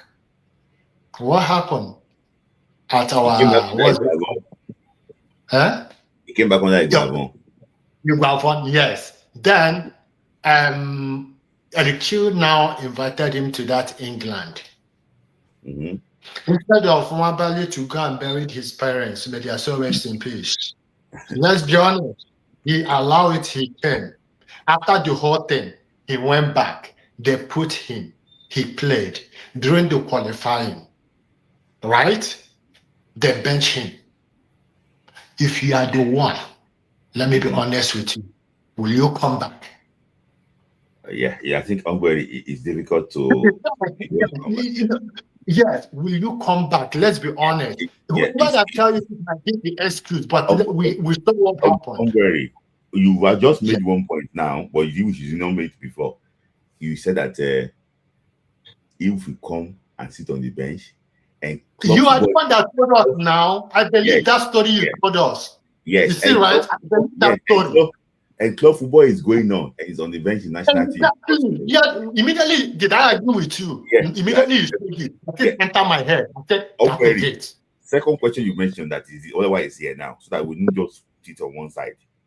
Do you agree too that the quality of reporting sports has not done like Agbero in Nigeria? Like he has gone like that.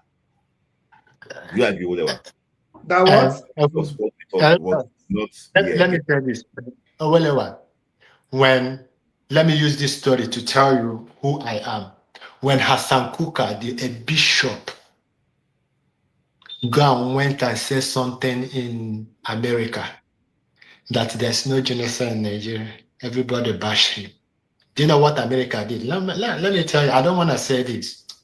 I hope that, please, don't record this. I don't want to say this. No. I'm live. It's not record. This platform is not for political views. In fact, it's online. What Hassan Kuka now went and said there's no genocide. Do you know what America did? No. They block, he have a foundation. They block helping him. Boom! It's okay. I am coming. Wait now. They block. I'm coming. I want to say this thing, then I finish up. Now he now came and apologized. Apart from it, if I see something bad in my ministry, I will talk about it. Because now those people I see the way you are. Right? If you see something bad in my ministry, how will the governor of Benue separate? I bash him. I don't care whether it's a priest because you are disgracing the priesthood. Mm-hmm. Okay, I know what you're talking about now. So, but my point, right? Yeah, I'm only, you don't need to defend those people that are destroying your own career. They are destroying what you have. Let me point of correction. Point of correction. I've told you on several occasions before, right? Nobody can destroy my career. It's not gonna listen. Nobody can destroy that profession. Okay. The job you are doing today, the priesthood that you are today, we have seen a lot of people who have seen in it, who are priests, who have seen. Listen, I am calling them out. I am calling them out. I do not care. Listen, are you getting my brother, listen. Yes. In 2000 and I think 2011 or 2012, they asked me in my state to come and become the assistant secretary of sports writers then. I turned down that opportunity. I said I was not going to work with the kind of people that are managing the affairs of that association that time. Right?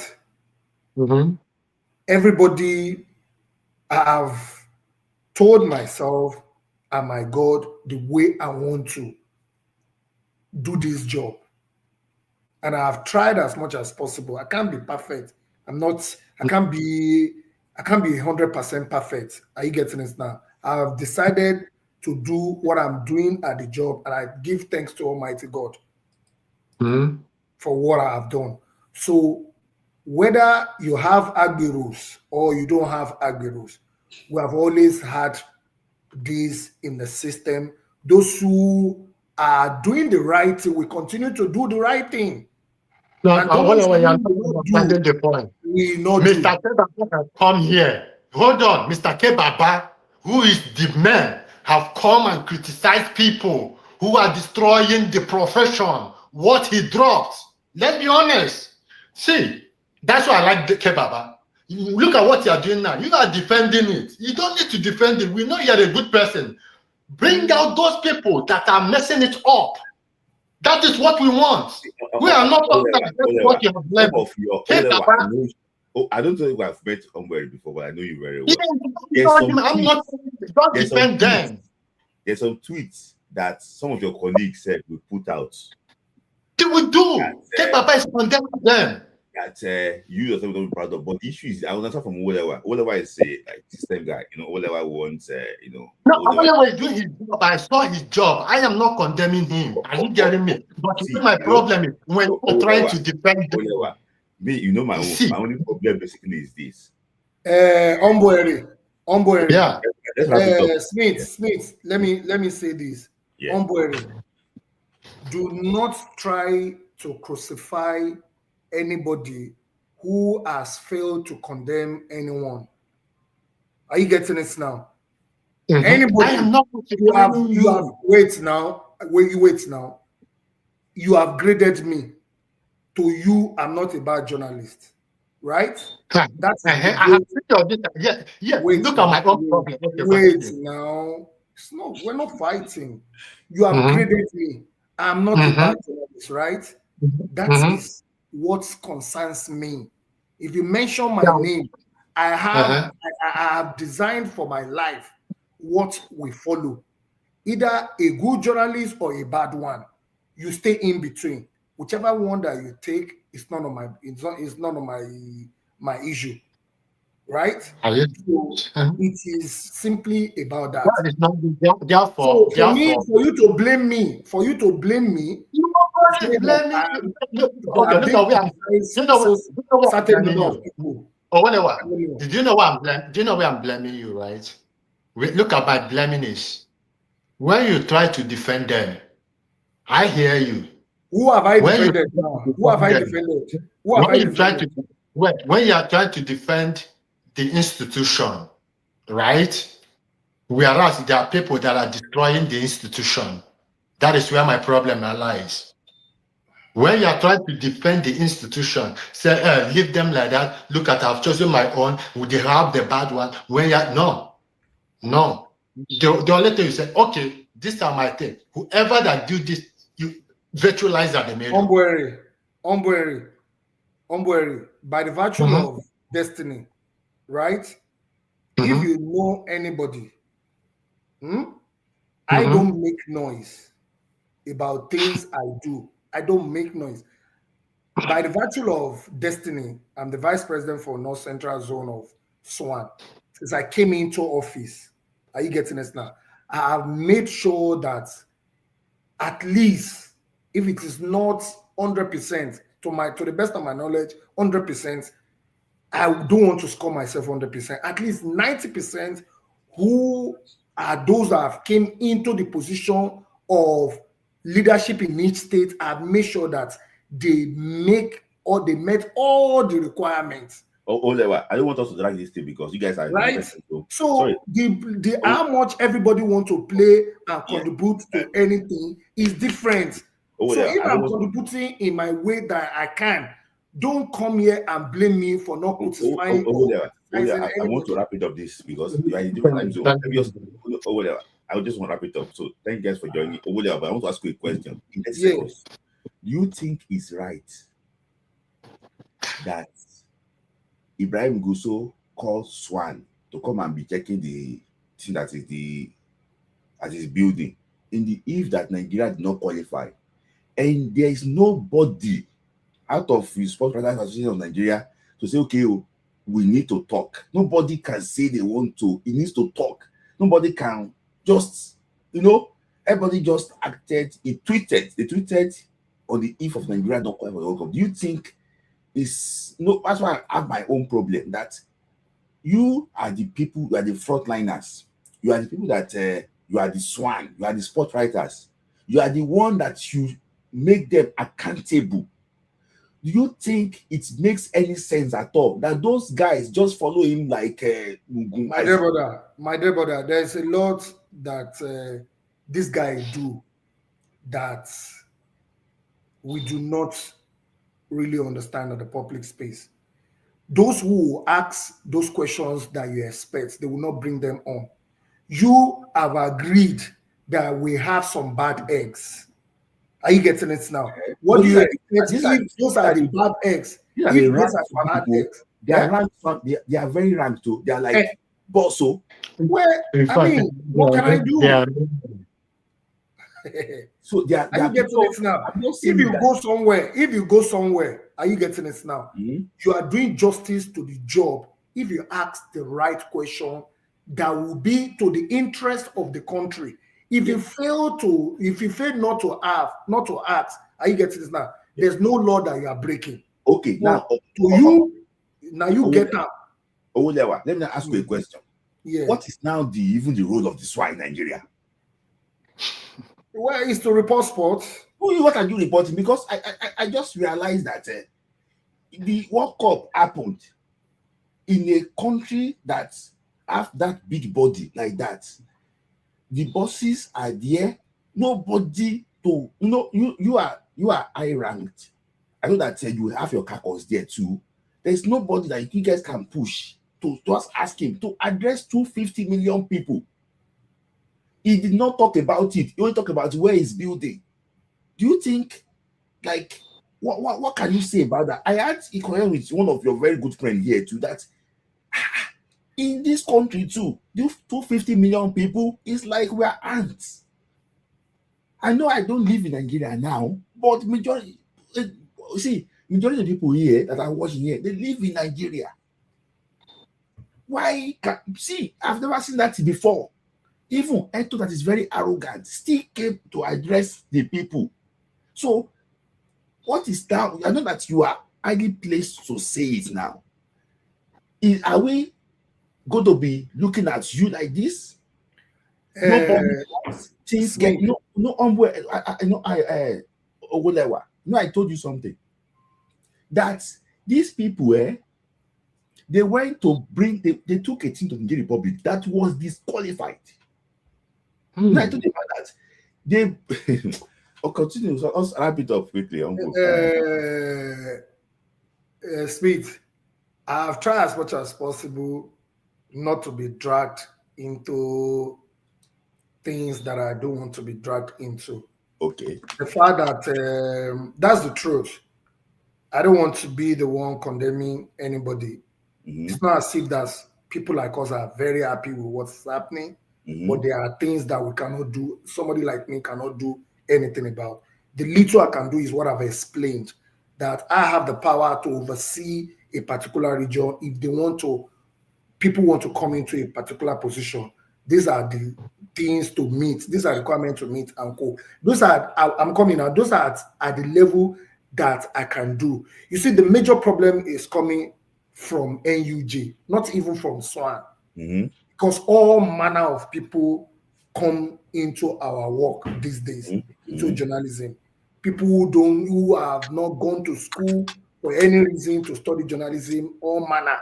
That's what we have. They are trying to do a lot of things now by saying that, oh, before you can come, you have to be a graduate, you have to be this. That has started last year, thereabout. So let's see how this will take us. But to say that we're happy, somebody like me is happy to see some of the things that we're seeing, it's just, being unfair to this, to the system.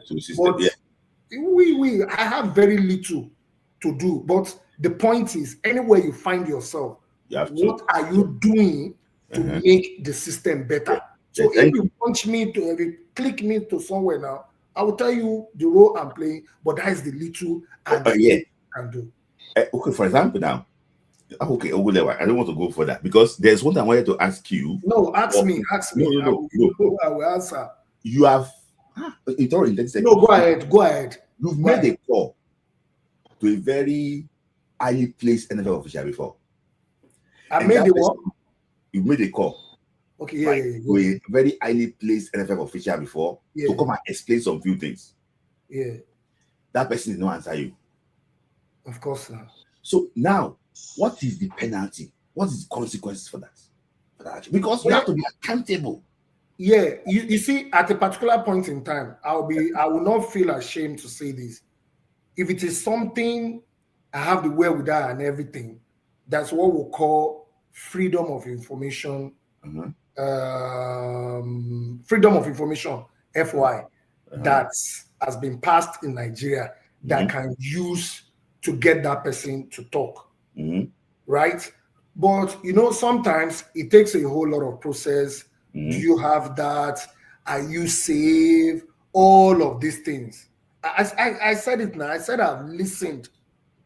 It was in a room. We are very sizable number in that place. I've seen an administrator in Nigeria that have said that, Alaye, if that guy had reported that thing, I would have killed him. I swear by God, in a room. He said it that if that guy had reported that thing, I would have killed him. Okay. Here's where we end it. I don't know before. So, thank you for making a return, and Onweri too. Somebody's arguing with you here, but thank you. The person did not understand the point. That's the problem. Whenever I'm talking, let the person understand. All right, guys. Thank you for I'm using something as an example to how I reacted to an incident, but the person I understand you. See, you have the person didn't understand. Thank you,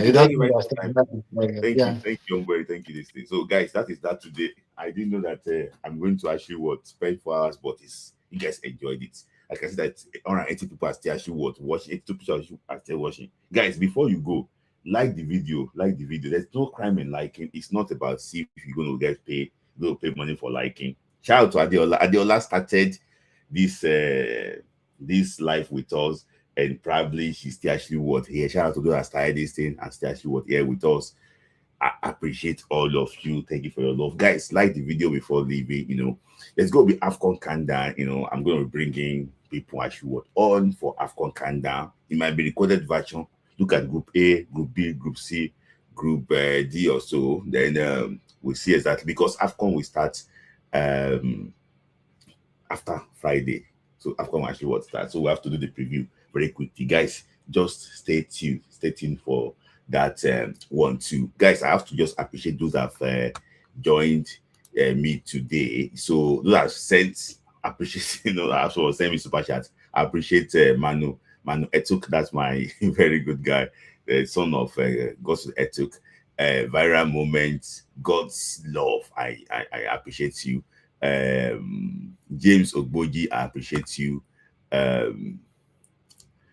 Light, I also appreciate you too. Benake, thank you for always being there. And Adidamola, it's been a very long time, Adidamola, but thank you for actually always supporting. Temi, thank you for the super chat. Connect to God, also thank you for the super chat. James Oboji again, thank you for your super chat. And Remy Ali, always consistent. Thank you, Remy Ali, for that super chat. Sport Grinder, thank you. Happy birthday to you. Thank you for your super chat. And also Odun 1920, thank you for your super chat. Wale MD2, I also appreciate you for super chat. Guys, that is that. So it starts. It's going to be starting on Monday. So that's, guys, that is that today.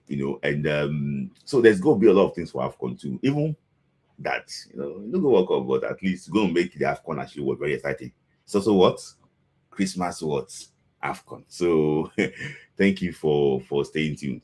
I remain your host, Smith Lai. God bless Nigeria. Thank you. And I will see you again next Friday. Thank you.